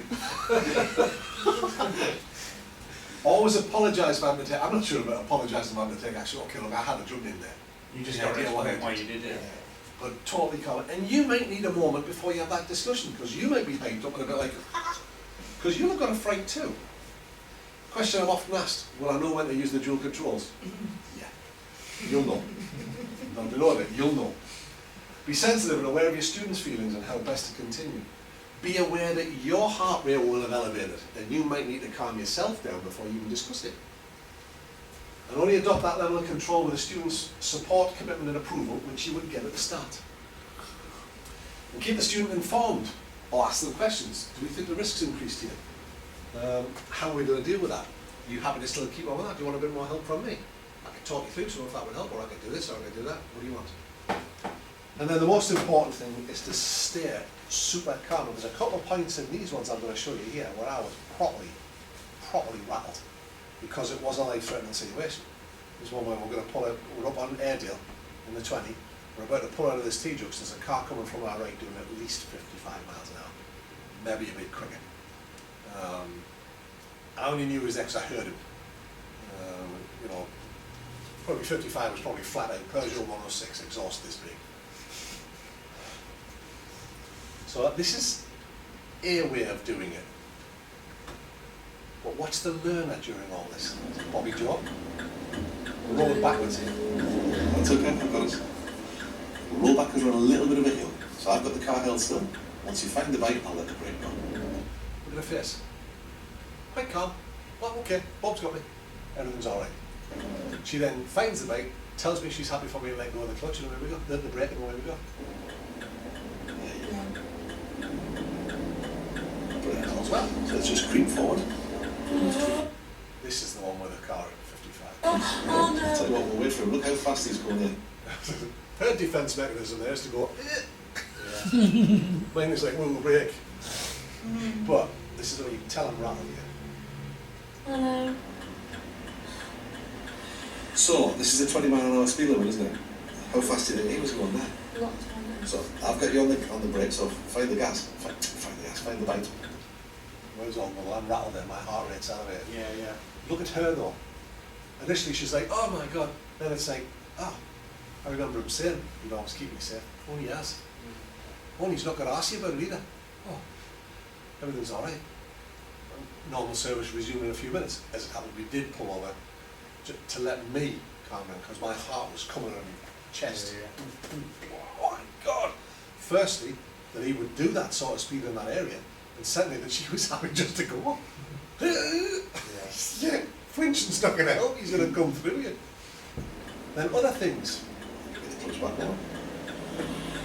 And once we get a gap, So how she is again. after the white van. Yeah. I'm talking her through it. Watch how I know the high rates here. Because we're on a bit of a hill. It's alright, I've got you. Yeah. So that's not an issue, everything's fine there. Watch the face here. Look how annoyed she is.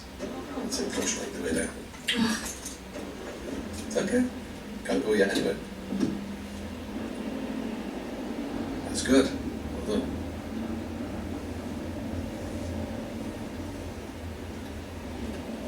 God, I'm so annoyed with myself. That's okay. Not this much difference in the clutch. You couldn't have gone anywhere.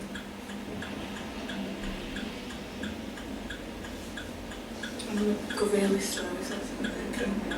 It's Creep going and to be peep. bad. Well, yeah, it's working out what you've got. And then again, that's it. So, take a deep breath.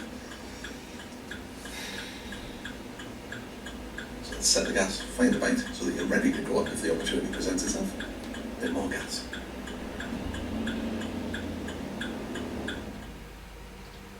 It's so important you stay calm. Now as it happened, we did pull up around the corner and just said, okay, let's just chill out, man. Let's take a moment here.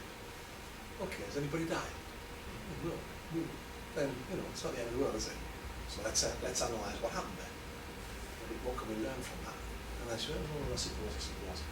So I had created some of that situation because she'd said, I'd like to do some busier junctions. So what sort of busy? You know, busy like down near the marketplace, or busy like up near where Churchill House is? Oh yeah, where Churchill House is. Inside I was thinking, that might be a bit too big a step. Well, I let her do it, and it went wrong. And I knew it was going to, so I shouldn't have let her do it. Well, I should have advised her better, I think. But it's so, the most important thing is that you stay super, super calm. And just, okay, what did we learn from that? The advisor hat. Let me start drawing hats on these. Drawing on here now. It's a morphing of your instructor hat, if you like. Except instead of giving instruction, you're going to give advice. You're going to ask permission to do it. Do you mind if I make a suggestion?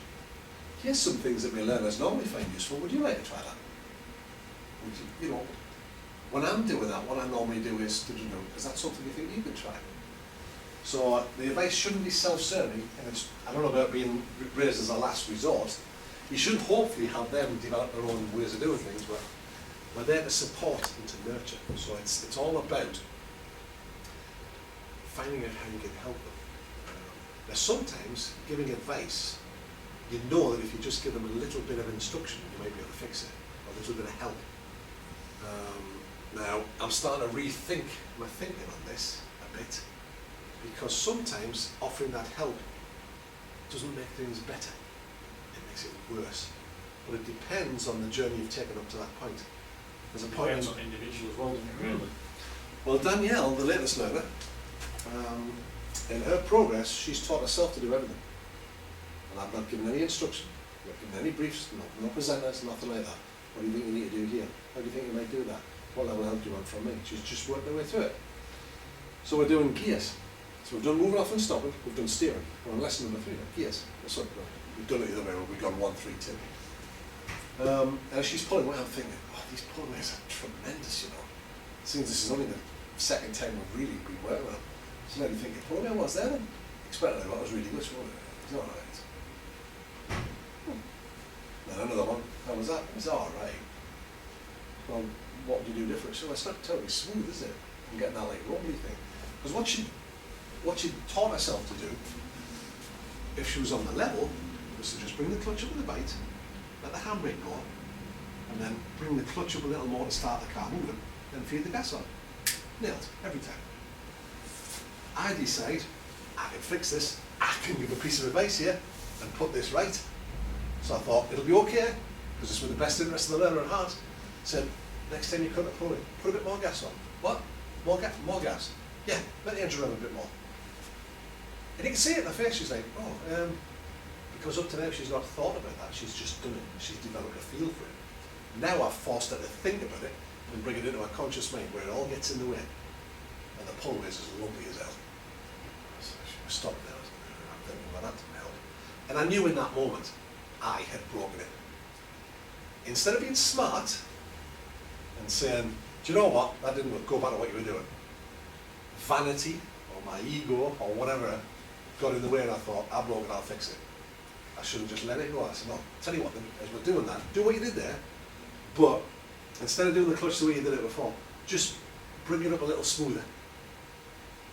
Now I've given her 2 lots of stuff to think about. So it just got worse. And we spent 10 minutes on it. And at the end of it, I said, how's this working? Well, you've confused me. And the mouths of babes and innocents. You've confused me. And I knew I had. I said, go back to what you were doing before. So the first couple of pullways were a bit rough. The third one, bang on. So that's it. I'll tell you what, you raised the last 10 minutes from your mind. And I've left that in the lesson for all to see. And we had a conversation about it this week. So how did that work for you when I helped? When I intervened, she went, well, you intervened? I said, you know, when I was instructing you, she went, I don't know what you're on about. So you know when you weren't happy with your pullaways? Oh, yeah, yeah. I said, I offered you a lot of advice. She went, oh yeah. So how did that work for you? And I could see she didn't want to say it. I went, well, go on, be honest. She went, well, it confused me, I didn't know what you wanted. And that was it. She's trying to work out what I want, instead of just dealing with what's in front of her. So be careful about how you use it, because you can get in the way with it. And then of course there was a point in that where you think, well, is it her? She obviously can't cope with this. She mustn't be very clever. My fault. Entirely and utterly on me. That one intervention, it ruined it all. So I've stopped doing it. We went back to doing it the way we did before. She decides for herself, by the way, nothing I've said, because we're doing a little bit of practice in our coordination as an uphill T-junction, really quiet area, so there's never any traffic coming. She decides what she wants to do is to practice just dropping it into first and setting the gas and firing the bike, holding the car on its own on the hill, having a look and then going, I didn't suggest that. She'd worked out that might be a useful thing to do that. So, would it be alright if I tried that? Yeah, go on. I'll get you. Powerful learning apps. Real powerful learning. Don't get in the way of it.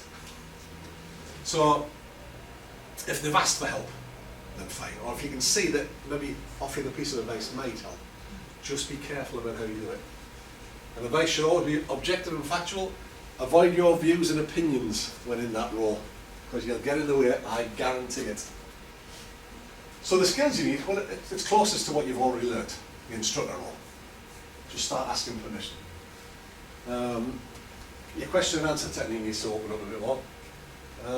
You might explain stuff using visual aids and mind maps, but only if they're happy with it. Would you like me to show you what to do? Would you like me to talk you through it? How would you like to proceed with this? What do you want from me? How can I help you best? Direct instruction in its various forms, maybe, it might be useful. And if left to their own devices, they'll sometimes do that. You just talk me through this one. All right then. That's what they want, fine. And feedback and assessment. Now, use the core comps, but it's not about you finding the fault and analysing the fault. It's about them finding it. Self-fault identification, self-analysis. And if possible, them to put their own remedial action together with help at a level that they choose. Discovery learning, small easy steps in bite-sized chunks. Because if the bite size is right, they're never beyond what they're capable of.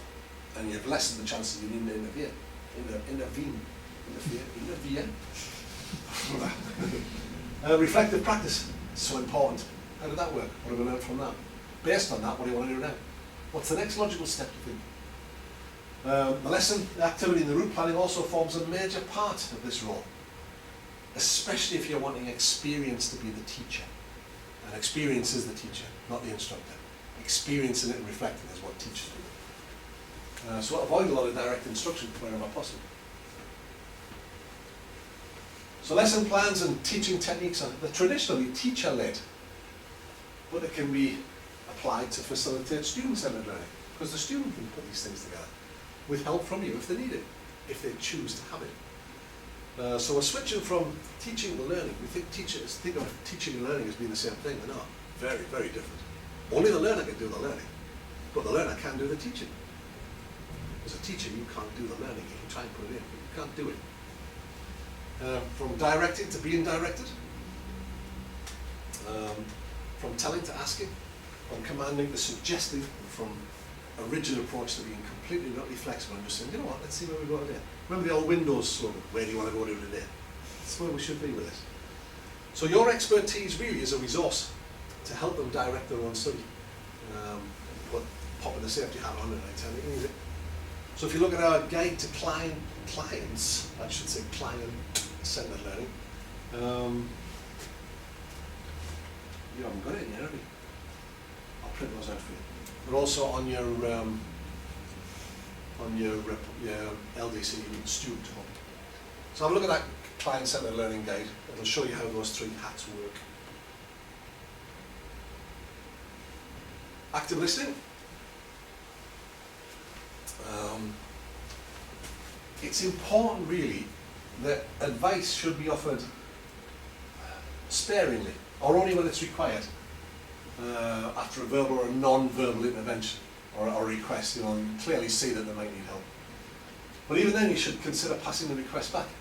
If I ask you a question, what do you think? I don't know. Well, what if you did know? What would you say then? If they still go, oh, I'm really not sure, give your best guess. At the end of that, if they still go, I don't know, it's your turn. Don't force it. Clarify what they want from you and how it would help them. Make sure they know what, or that you know what they're asking before you answer the question. So what you want is, and just get used to doing it, because people don't go, no, they go, yeah, that's what I said, yeah. A prefix or suffix any advice as if it's a suggestion. Would you mind if I make a suggestion? Or if you say, okay, what we'll do is, we'll go up here, we'll do this, we'll do that, and do the other, and you've forgotten. Just add at the end, if that seems like a plan to you. So it's so important. And again, the same as with advice, explanations and Q&A sessions should ideally be invited from the learner. Find out what prompted that question. Clarify what they already know and understand about the situation. And establish a sensible starting point. If possible, relate your explanation to something very similar, because we make the link, we learn best when we make the link between something we know and something we don't know. It then becomes easy. Combine your use of that technique with visual aids, possibly, if that's the way they like to learn. Some of them don't. But maybe pointing to things you see around you, pointing to observed behaviour of other drivers. Drawing a mind map. Some people like mind maps, some people don't. You can do a mind map just verbally, actually, just by discussing stuff. The key is to be certain that the techniques you're using and any supporting resources that you use are useful to the learner and are welcomed and appreciated. Which takes us back again to active listening. Question and answer technique. Traditionally we use the guess what I'm thinking, guess what I want you to say form of questioning. Which we spent lots of time developing, haven't we, for our part 3. How could you have approached that roundabout better? Done it on the bus? What was going through your mind as you approached that roundabout? What were you feeling on the ride there? You don't know the answer to that. And it might just uncover a little nugget. You know, you might not have found that before. Well, I felt scared. Scared of what? So they'll only learn how to give you the answer they know you want. The use of question answer can make the learning more effective if it's properly applied. But it might be unwarranted if an explanation could have been short, sweet and sufficient. Just look, it's this, this and this. And there's nothing wrong with direct instruction or offering advice if you follow it up with, and how do we feel about that now? What do we learn about that? How does that make you feel? What about that then? How does that, in light of that, what do you think? How was that for you when you had another go at it? So don't be tempted to overcomplicate things with very flowery question and answer technique. You know, look ahead, what can you see? That's a great question, isn't it? Until the clown sat next to you goes, really big? I meant the pedestrian crossing, we never said that.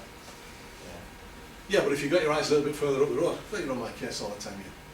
Well, that's just something I used to chew on like this. I liked him. Good in. Better than you. Now where are you at? Can you see the pedestrian crossing? Oh yeah, what are you going to do about it? Talk me through it. So it's a very different form of question, but it's a much more simple form of question. Find out what's going on inside their head and ask those kind of questions. That'll help you get to what the fix needs to be. Well, I don't know. So what's the furthest point you can see up this road? That dog.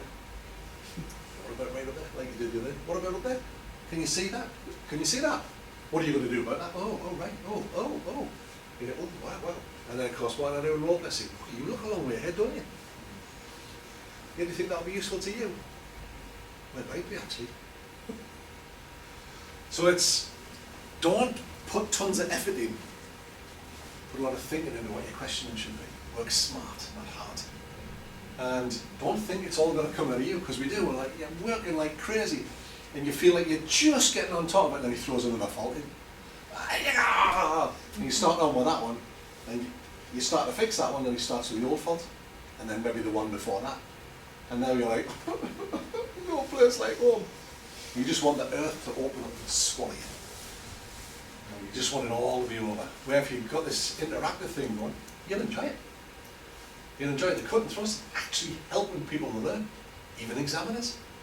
And it's the same approach, whether it's a learner driver, an examiner, a tutor, doesn't matter who it is, a fleet driver. It's a human interaction. How can I help you? What do you want to do with it? How do you think we might do that? Well, listen, what do you want from me?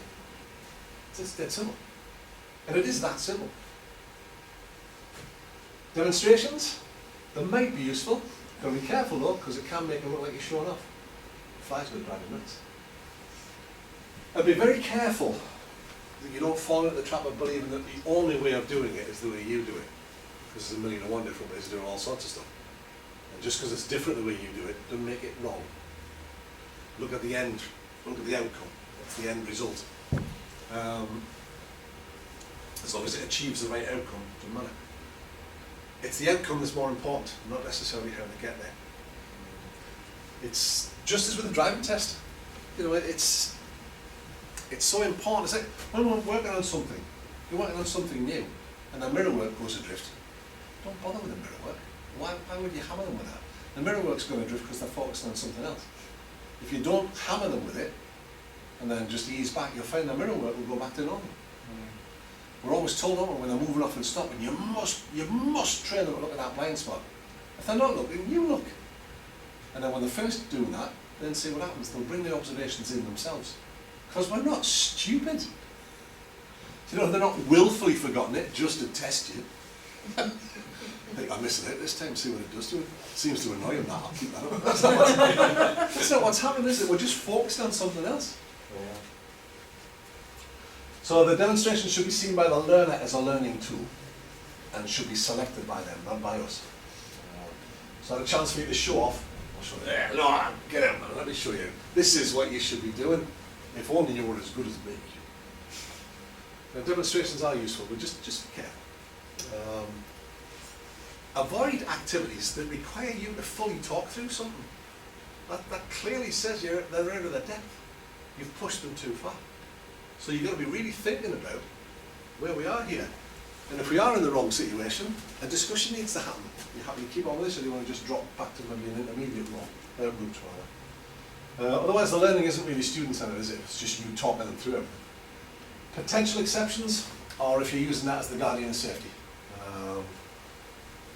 In safety critical situations, or if the learner's already conditioned to learn that way and truly wants it like that. For example, part 3. Yeah, my last instructor used to talk me through stuff. I want you to do that to me. I want you to talk me through everything, and then help me a bit less. That's fine. If they've got no responsibility, the activity will have minimal effect, really, because they're just following what you're doing. It'll also have a negative impact on the relationship, which is what you don't want to do. So minimise the need to use that by training in small, easily manageable steps. Check that any support you're giving is welcomed. You okay with that? Does that work for you? Or would you rather do something else? Do you want less support from me, more support from me? Choose. Because we say, what can I do for you? Well, I don't know. Or do you want more support, less support? And they'll make a choice. So let them drive without giving directions wherever possible as well, if you can. Don't be on their case all the time. So it drives them nuts, you know. Yeah, I know where I'm going. You've gone around the same block, aren't you? Can you remember the route? Yeah. Can you tell me where you're going at the end? I'm going to go left.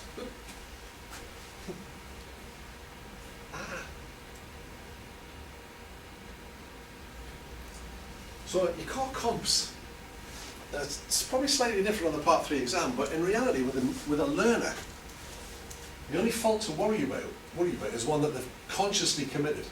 I am not going to check my blind spot before I pull away. If they've forgotten, that's a different thing. Just keep an eye on it.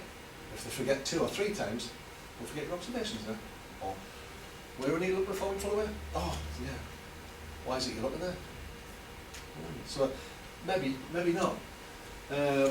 If they're missing that because they think it's okay to do that, then that needs challenging. Otherwise, leave it be. The more fault-orientated your training becomes, the more judgmental it'll feel to the person who's in receipt of it.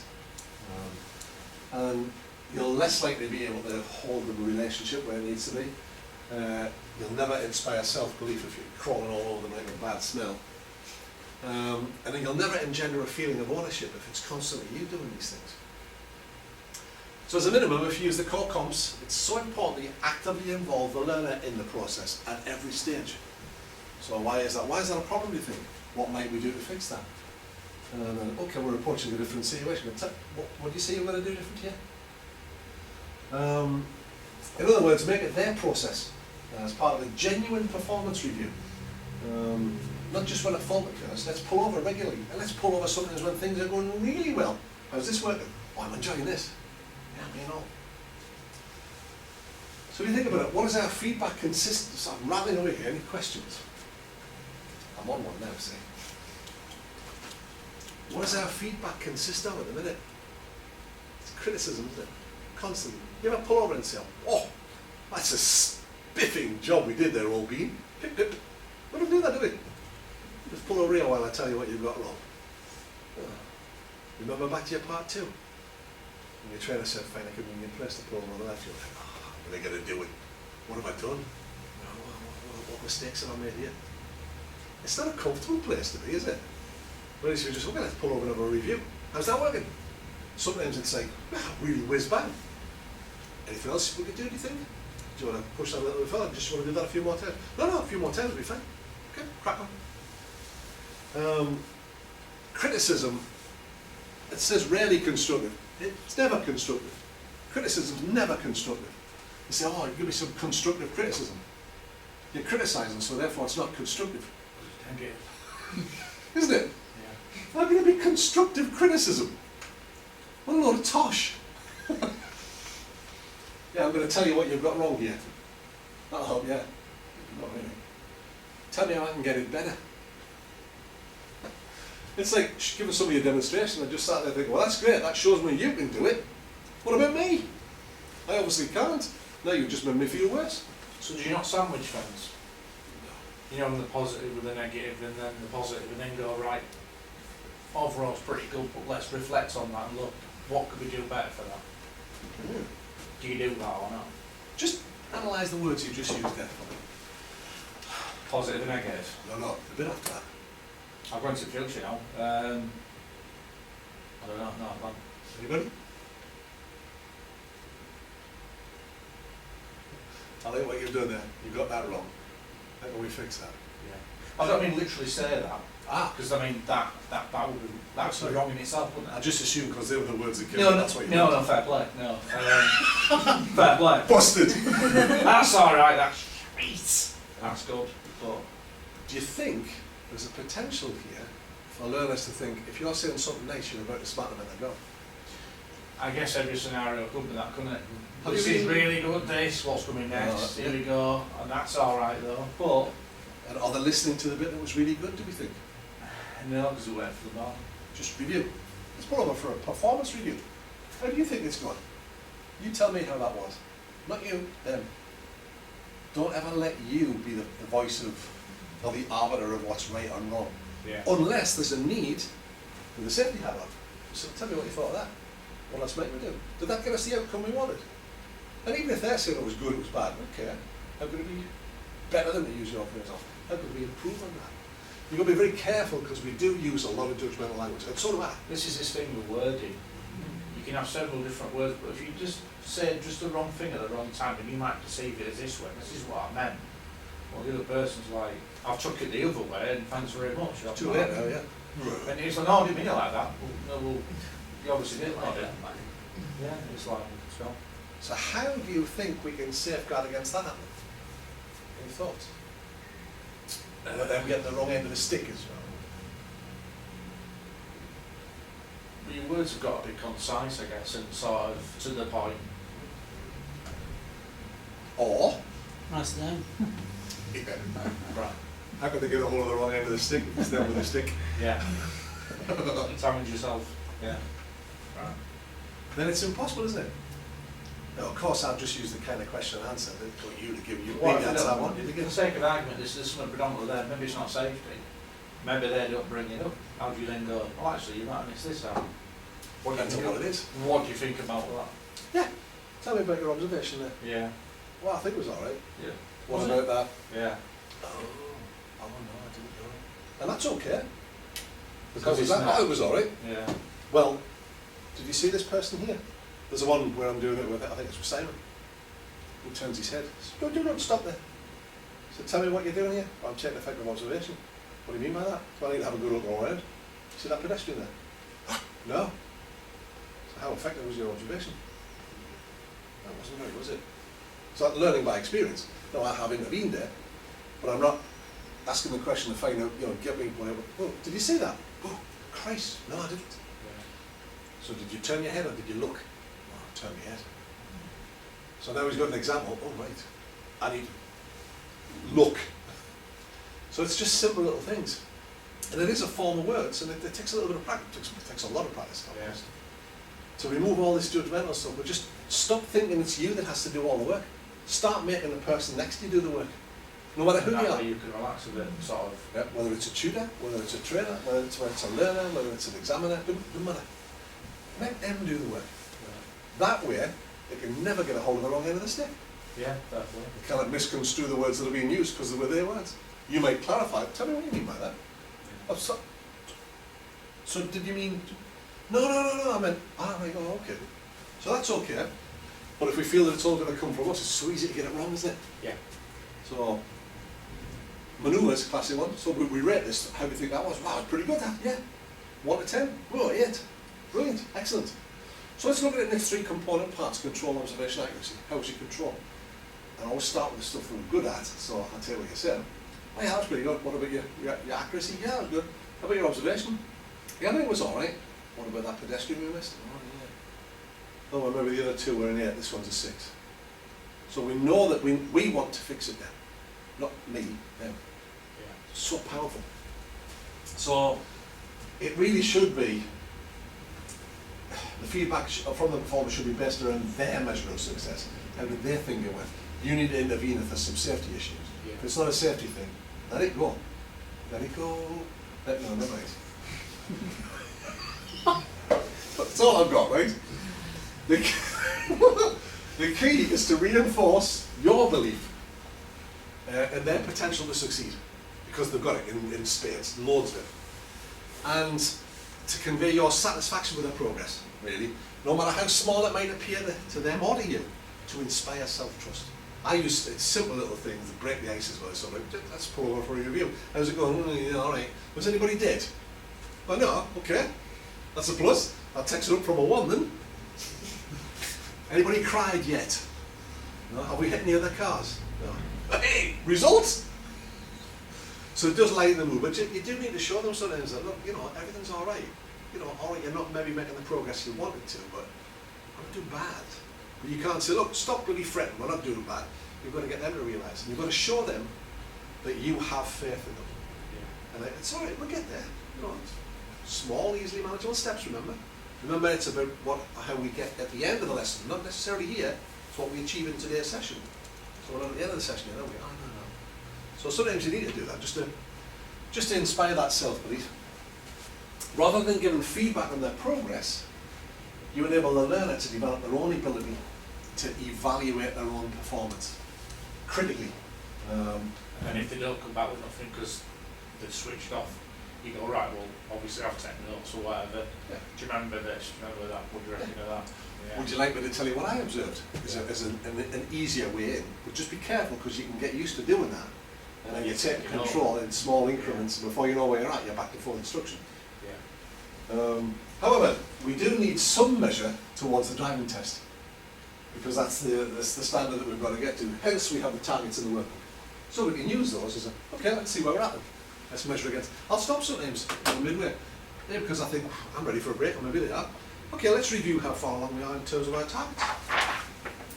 What do you reckon? And then a reflective process happens. Oh, right, okay, did I do that? Let me think that. Yeah, I did, didn't I? Yeah. Well, actually, yeah, quite cool. They don't have to have your permission to mark them. It's the reflective process that's the important thing. That's where the learning happens. It's like, clumsy analogy. You go to the gym, you pump iron like crazy. Does that build the muscle? No. It's the after bit, isn't it? When you feed it. So that's what we're doing here. It's not necessarily the doing it on its own that builds the knowledge, it's the reflection afterwards. Bit clumsy, but I think I understood what I meant. That's all that matters. What are you playing? Discovery learning. It's the best way to learn. Experience is the teacher. And it's about as student-centered as it's possible to be. And the best discovery learning is when a real-life experience either happens or it's set up. Now there's nothing wrong with that, us setting up experiences. Galway discovered, when he was teaching people to play tennis, that sometimes they needed to experience a particular thing that had to be set up. You'd set the machine at a certain height. How was that? How did that feel? Did that get us closer? What do you think we might do next? Well, I might try this. Okay, off you go. How did that work? Nah, not quite. What else might you do? Maybe I'll change my grip. Try that. And how was that? So there's nothing wrong with that. We can set these experiences up and then say, as long as we follow it with, how was that? What did we learn from that? To help the learner to discover what they want to learn, a structured experience, we call it. Each step in a learning to drive can be made up of many of these little structured experiences, little exercises you give them to do, like finding the bike with no gas on, move, stop, move, stop, move, stop on a hill. All those little things are structured experiences, and they're useful. As long as you say, here's something you might want to try. And the learners normally find this useful. Do you want to try it? Yeah, all right, yeah. And again, some clever chaps, cleverer than me for sure. I never teach my pupils. I only attempt to provide the conditions in which they can learn. Albert Einstein. I think it's universally agreed that he's quite smart. And Carl Rogers again. The only kind of learning which significantly influences behaviour, self-discovered or self-appropriate. That's the same quote. Truth that has been assimilated in experience. That's a great book, Carl Rogers, A Way of Being. Small steps. Each experience should ideally represent a bite-sized chunk, little steps that we're taking in learning, which will require the minimum amount of interference from you. Ideally something they've got a good chance of managing without too much, or better still, with no help. Or with at least a level that they'll be happy with. If your interference is maybe a bad word. So this is where your lesson and route planning skills most come into play. However, not your lesson and route planning skills. You need that knowledge, but you need to try and guide them to develop that lesson plan. But they probably don't know the routes. So you need to be able to do it, but just because you've got that knowledge doesn't mean you have to do it. You've got to try and get them to get on anyhow. And the more you've considered what these learning steps might be between you, or you on your own beforehand, for each of your lesson topics and how best they might be accommodated where you live, the better able you'll be to advise, to give choices, or accommodate the learner's own ideas in regard to lesson and learning. And then our reflective practice at the start of lessons from our diary. What do we want to do? How do we want to do it? During lesson, pull over for practice reviews. How is this all working? Do the Dr. Phil thing. How's that working for you? At the end of the lesson, review our targets. And then after the lesson, when they've gone home, the reflective diary. Now some instructors and learners like to do that reflective process then. I find it works better if they go away and do it at home. Oh, I'm happy to do it both. Because you've had more time to think about it. And then plan for the next lesson. It doesn't take long. I've got a couple of examples here.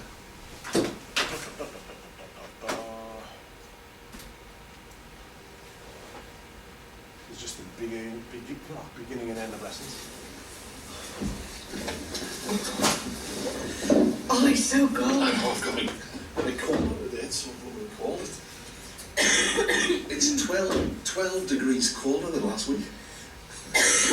So last week I was like passing out, today I'm freezing. Sorry about You sound well. I'm going my chest. Oh, yeah. Sorry if I start. That's alright. So, let's have a look where we are, because you were going to have a think about what you fancy doing. It's because we weren't 100% sure, if I remember right, isn't it? So, what did we decide on at the end of it then, do you think? I need to get that To the front page, let's have a look. Yes, you know what's in it, I think. Alright, well there you go. I wouldn't mind This one? that way. Manoeuvres? Right, fine, we can do that. Any What idea? about starting to reverse? Sure, yeah. Well, M1 is straight line reverse. And then, well, basically, the reverse round the corner is just two straight line reverses with a bit round the corner. Yeah. Do you think there's stuff that you've done already that might help you with it? I think it all will help, won't it? Yeah, that's it. Clutch control. Well, you've gone round, clutch control's key. The slower you do it, the easier it is. Yeah. But you've already gone round corners, we've just done them forwards, haven't we? Yes. It's not really that much different doing it backwards, except, well, you're going the other way. So we start with M1, and then that'll link nicely probably to M2, really.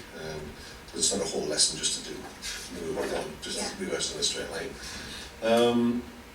Any idea where we might do that? Straight line reverse? Could be any round any of these corners. Could be really. I mean, we'll do a. It's probably logical to do a straight line reverse first, and then we'll nail that and get used to moving away and back into the curve, so you're controlling the car in Yeah. reverse. Because the steering does happen a little different. It's sort of slightly more delayed when you're going backwards. And then we can maybe then piece that together by reversing around the corner at the left and look at what we're doing for that. Does that sound like a reasonable plan? Yeah. Righty-ho. Well, obviously when we're on our way there to do that, we'll be cooking the stuff we've already done. Whereabouts are we doing it? I reckon the road that runs along the top of here is reasonably straight, and there's not normally too many cars on it, so we might be able to do a straight line reverse there. I suppose it's just a case of our road around and we find a nice long straight bit and it's got no parked cars on. But to that road that runs kind of parallel to this one along the top. So that would, in the normal run of things, be 2 minutes and 40. It's not taking long. However, a discussion now ensues about some stuff. So do you want to, should we do a little, we'll go at the end of here and go right round to the roundabout and then up that way? Yeah. That way we can get a little bit of a warm up too. Just not really What are you doing? because mirrors will be key, won't they, like when you're doing. So mirrors will be key, won't they? Well, actually, no, they won't. So we need to have a discussion about that. We can't allow that to go by, because she thinks it's okay to reverse in a mirror. So I need to try and, not convince her, but I need to try and find a way of her working out for herself that that's not right. Well, Obviously, now do you do it like that? you or- do, you do. It's the same as we do when we're driving forwards. We look mostly here, but we check here. When we're reversing, we look mostly there and check here. Okay. So most of your attention needs to be that way because that's the direction you're travelling. Right. A lot of people do reverse in the mirrors, but can you think what the dangers might be of that? Well, for one, you can't really see your blind spot there, but Excellent. down the magnifying Well, they're a different shape, aren't they? So it doesn't necessarily give you the right perspective. No. Things look a bit bigger or a bit smaller. So the only way to be really sure about that is to do It's the actually your analysis. eyes, yeah. Plus, of course, if you have a look, when you're looking forward, you see from there right the way around to there. But when you're looking at mirrors, you just get a narrower view. Yeah, you So do. it's just Just there. That's it. Yeah. There you go. It's off the master already. Come on. When you're ready, off you go. So it's still fairly short, 3 minutes and 52, but she's now discovered for herself that, oh, reversing in reverse is probably not a good idea.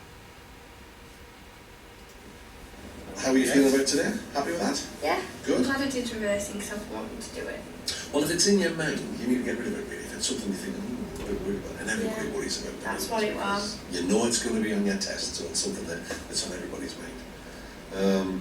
I never thought it was going to be a problem because, but Now on this one, she's not using the targets in the workbook yet. You haven't convinced her of the usability of the workbook. Or this other one. 6 weeks currently, so it's not.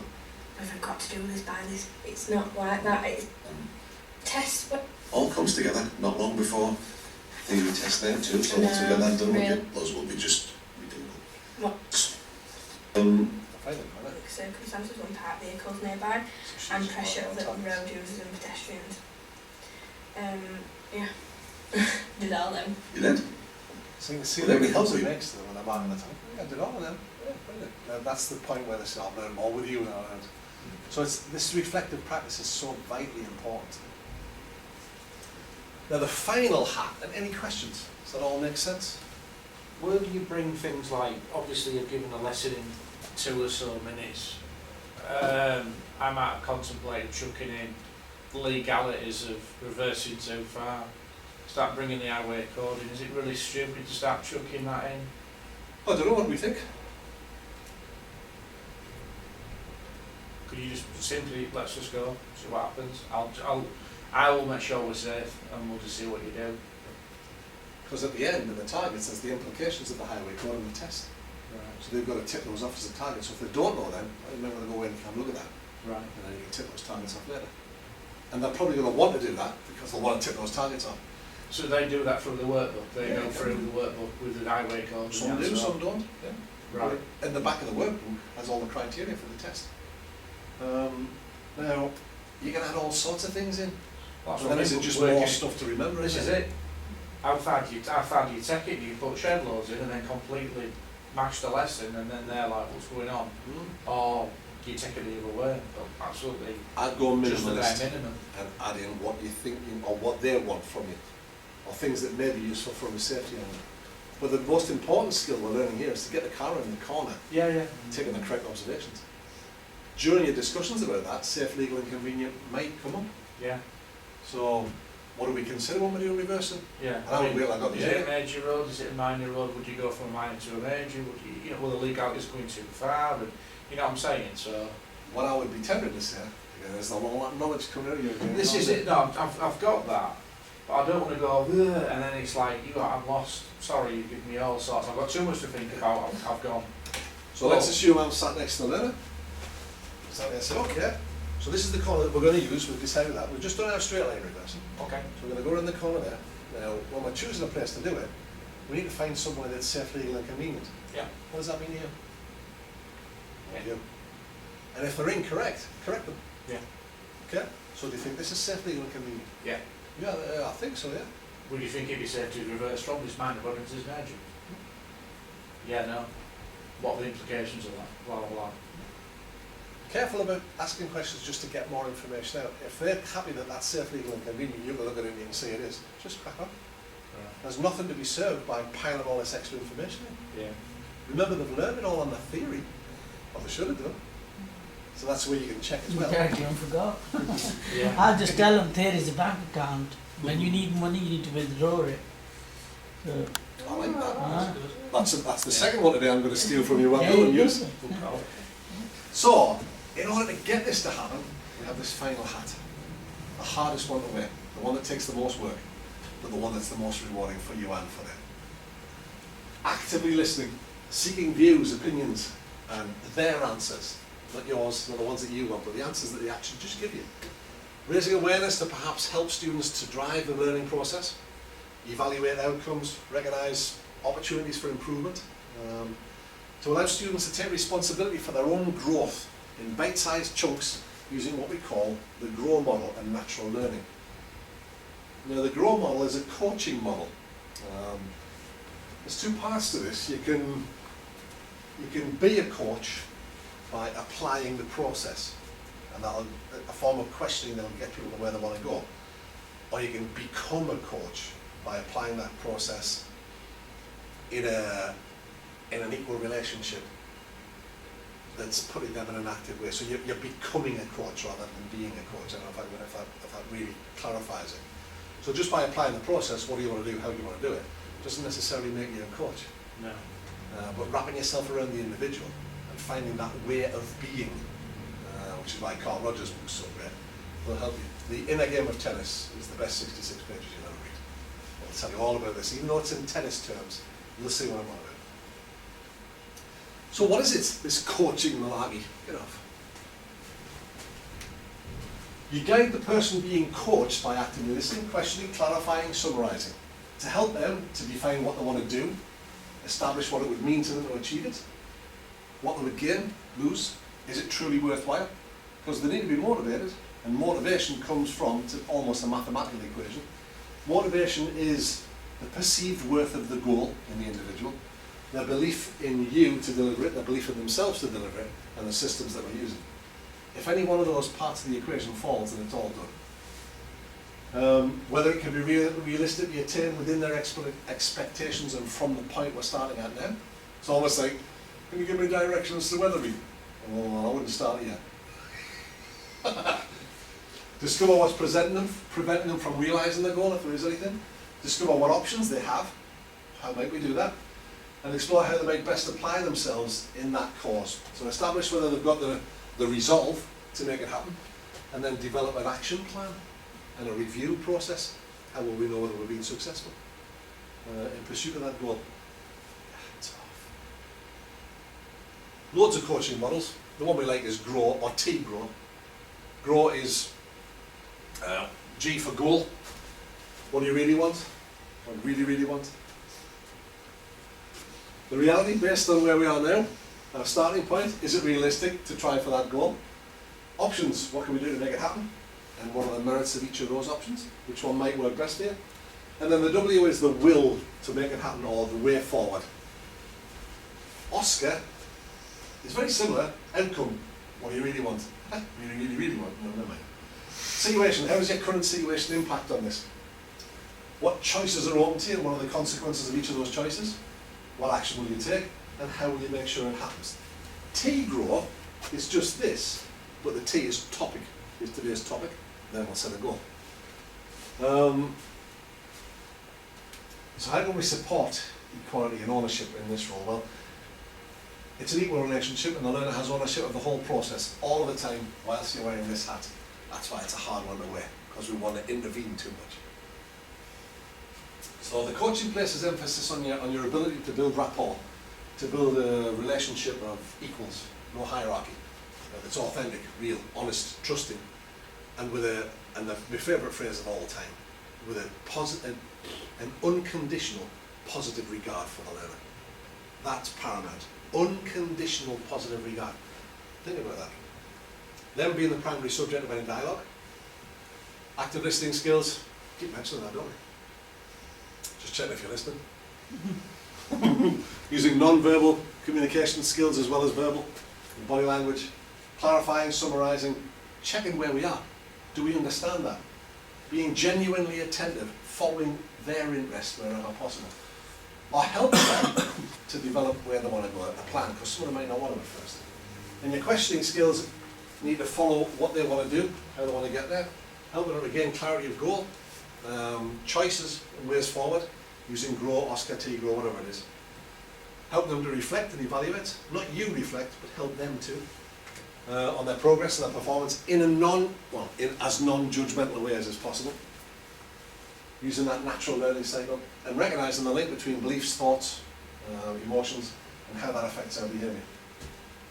And recognising the risks, consequences, and responsibilities, or helping them to do that. And all of those can facilitate a student-led, adult-to-adult approach to learning. This is GROW in terms of the LDC. G for goal. From the reflective diary are the questions that you ask if they haven't filled it in. What do we hope to achieve? What do we expect from today? What do we want to feel better about, or what do we want to do better? Can we measure that goal? How will we measure that goal? And clarify your understanding. So if I've got this right, what you want to do today is, it only takes 20 seconds. So what you want to do is, this is what you want to achieve, this is how we'll measure it. Is that right? Yeah. Okay, crack on. The reality, are we ready? Do we have the time? Do we have the resources? Are they in the right physical and mental shape? If not, relook at the goal. Options? Well, what can we do? What are the learning steps we can take? What tasks, what activities? And then the way forward, or the will, let them decide what they want to do. And get them to confirm their intention to do it. Again, it's part of your clarification. That'll lead to one or two or more action steps. And each one of them potentially representing a mini goal. So, what do you want to do with it? I don't know. Blue. Alright then, well the students at this point find it useful to do this. Okay, here's some options. Could I suggest that maybe this is what we could do? Oh yeah, alright, you happy with that? Yeah, I'll be fine, yeah. You look at Danielle at the end of last week's session, well I'll just do whatever you want. I'm not playing that game. It's not going to fly. It's not about what I want. I can give you some suggestions if you can't come up with stuff on your own, but you need a bit of choices. Well, alright. And we sometimes want to do that, because she now trusts me. She's happy to just let me decide everything. Well, no, that's not what I want to achieve, because that's nowhere near as permanent. Questions to help them explore the merits, the risks. So, on the drive here, talk me through the drive here. I didn't get a very good night's sleep last night, that's why I was listening. So, in light of that, are we still okay to do this, do you think, or would you rather do something else? Options. How might we do that, do you think? If they're not sure, well, here's some things we could try. Choose one of them. Always options. Get it from them if they can't, give them some options. As a last resort, say, okay, we'll do this, this, and this, and this, if that seems okay to you. And then confirm what they decided to do, what they hope to achieve. So you're going to do, and you hope to do, is that right? Yep. Right, you up, move up when you're ready. And we're using this LDC coaching cycle. It's actually based on David Kolb's experiential learning cycle. So we decided what we're going to do. We have a go. We reflect. Replay it in our mind. How was that? what was good, what surprised you. In light of that, we evaluate what was good, or sorry, how close to our target were we. As a result of that evaluation, we put together a new goal. Have another go, and when we go. This reflective process, the stuff I was doing with you the other day, we've experienced it. You asked me, what do I think? And I forced you into a reflective one. And that's what filling the thing about after is forced you to do that. You've now evaluated, you know for yourself now what you did well, what you didn't, what you want to improve, what you'd like to get better at, and you've put a plan together. No input from me. You put a plan together about what you're going to do next. Because I left it completely open. I said, all right, well, okay, Clark, you're deciding next time. I want you to tell me what you want to do. Eh? What? And the look of disbelief on your face at the time. Because it's not you doing it, it's me. And you've got to win, you've done it, haven't you? So that's very powerful, that, you know. It is. It'll change the way things happen for you. Massively. I'm virtually getting a yoga mat, you know what I mean? I'm almost A there. yoga mat or a Yoda mat.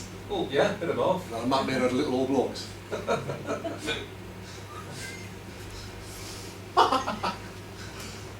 So, coaching, discovery learning. Small, easily manageable steps to allow them as much autonomy as is humanly possible. With as little interference from you as is possible. And if things are going a little adrift, let it slide. Now on your part 3 test, of course, that's different. You would then let them get in there and talk about the things that weren't right, but with a learner, they don't need you chowing on them. How was that? What about this? What about that? Work on what you're working on. Ask questions. How was that? In terms of our goals that we set, is that the outcome we wanted? How is it in relation to that? Well, nearly there. What do you think you might need to do to maybe improve that or get that better? Better. See, there again. That's just another few goals. Well, there you go. Ask questions to increase it, again, non-judgmental if you can. And then, what are we going to do next? Now that we've done that, what's next then? Now what do you want to work on? On this next loop around the block, what are we looking for?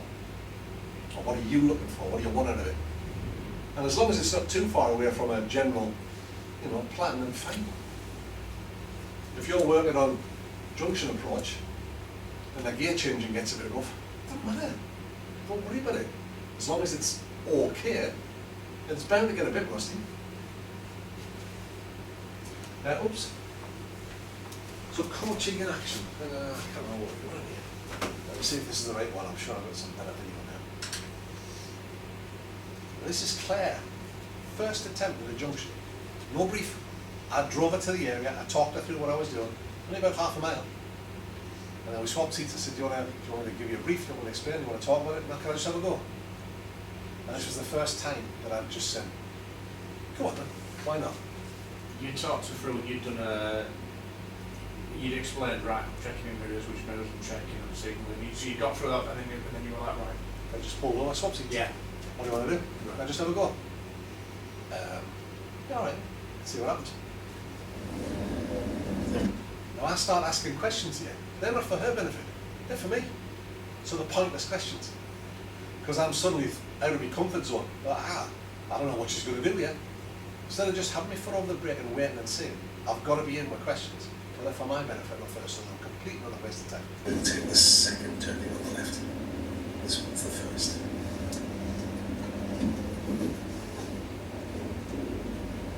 Good. So what's the first thing we do?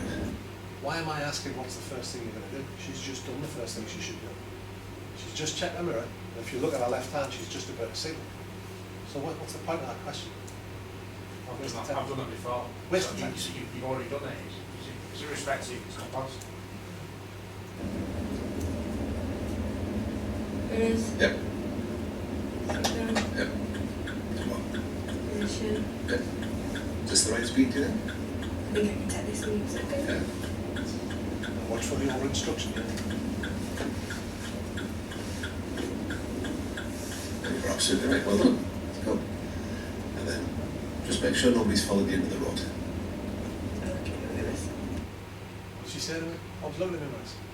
She did, didn't she? So that was the point where I looked at that and thought, I shouldn't have said that. you're getting in the way here, Mum. So I started to trust her more and more and more. And it was this lesson where she says to me, in the next one, we do an approach at right, she asked me to shut up. Be quiet. Would that be all right? Okay. Now, it's amazing what's possible. Now, let me show you. Right.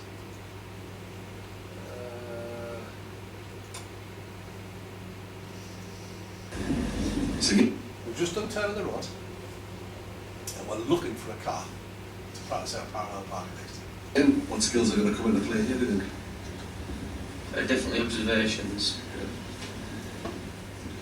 Because you're kind of properly in the way then, aren't you? Now this is something you'd use if you lived on a narrow street. And also, it's a bit of a blind corner, that, isn't it, for people coming up, so they're not going to see me till they fully get round the bend. Okay. Is there enough room for them to stop? Do you think we're inconveniencing them? No, but it depends what speed they're going. That's true. But, yeah. So again, we've considered the location. And there's a stray dog about as well. He looks quite happy, doesn't he? That's it. So, same rules apply. If somebody comes along, we're inconveniencing people, so we've got to try and not do that. But sometimes you're not faced with a choice. But the best option is to finish the limit. Well, the thing is that there's no point rushing, because when you rush, you're going to make mistakes anyway. So it's best to just do it in your own time, pretend they're not there. Okay. That's what I'd have to do. I know it's rude, but It's fine. So what do you want to do in terms of having a go at this one? we can have a go. So if I pull up and get next to red van, Well, let me ask you, do you have a clear plan in your mind about what you want to do and how you want to do it? I've got an idea for how it should be done, Do you want to but I just can't put it execute into that? words. That's I fine. can't go, yeah. You just want to execute your plan. What level? So, where does that leave us?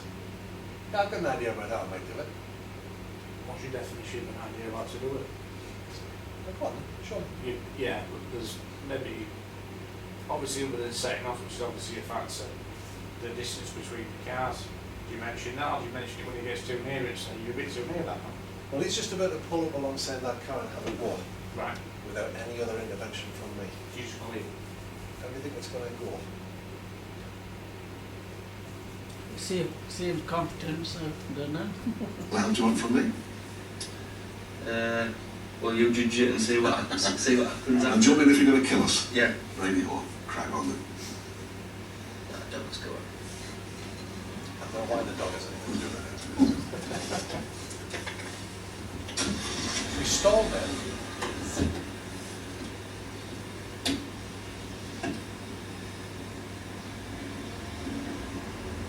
Could have done with the blind spot check, yeah?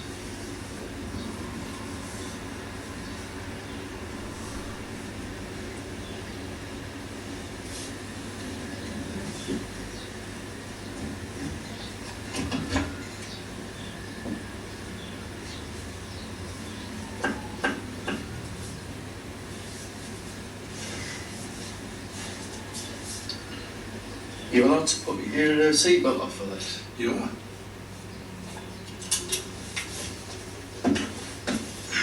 Hasn't got a handbrake neutral. So adopt the same position you do for the reversal. It's fine. Doesn't matter. He hasn't got a handbrake neutral there. He just took it off there, kind of. Does it matter?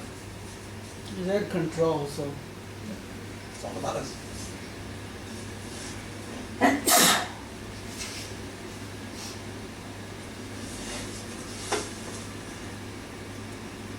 I'm going to be a bit wide in front of this van, but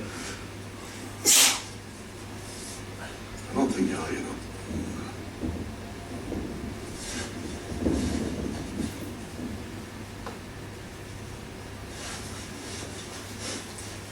If you feel the need to adjust something, just do it.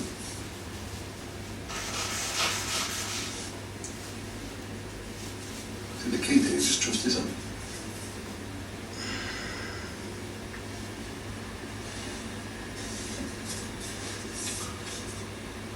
I'm too far away from the path.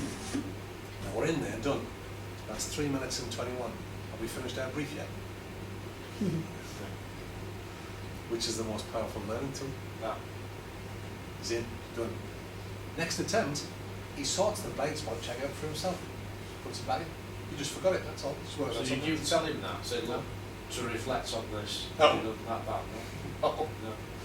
And all I said to him, well, I'll show you what I said. But the principle of the manoeuvres, It's not bad, is it? So it's...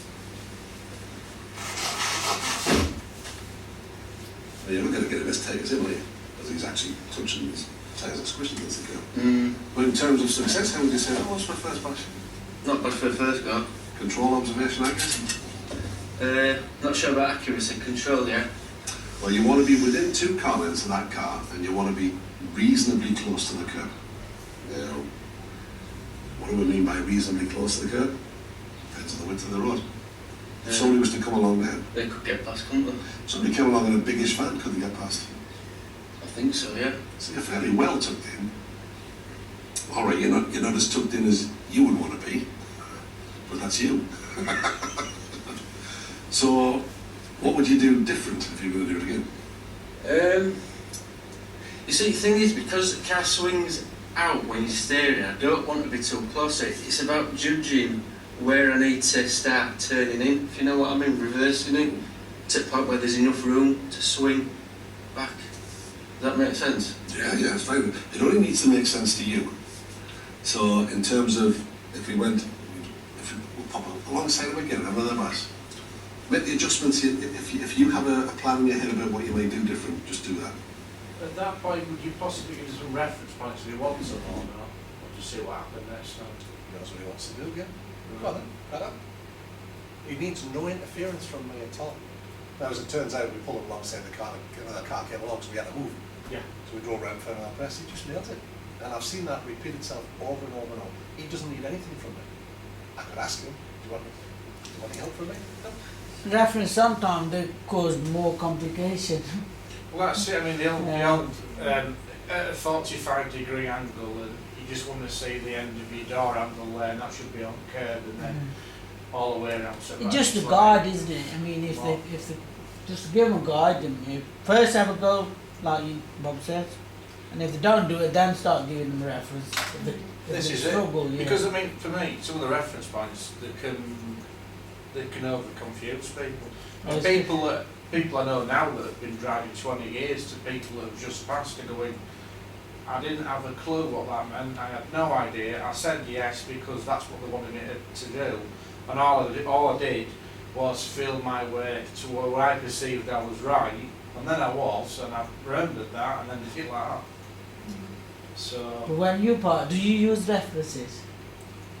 not really. There you go. No. But when we teach you to do it this way, but when we do it ourselves, it never gets right. I think certain references help, don't get me wrong, but I mean, look at turning the road, how many reference points have you got with that? You know, you start off and you're going slowly, but you're moving your hands fast, and then obviously you've got the hills, you've got cambers, you tell them about camber and that, and then you're going, right, what can you see now?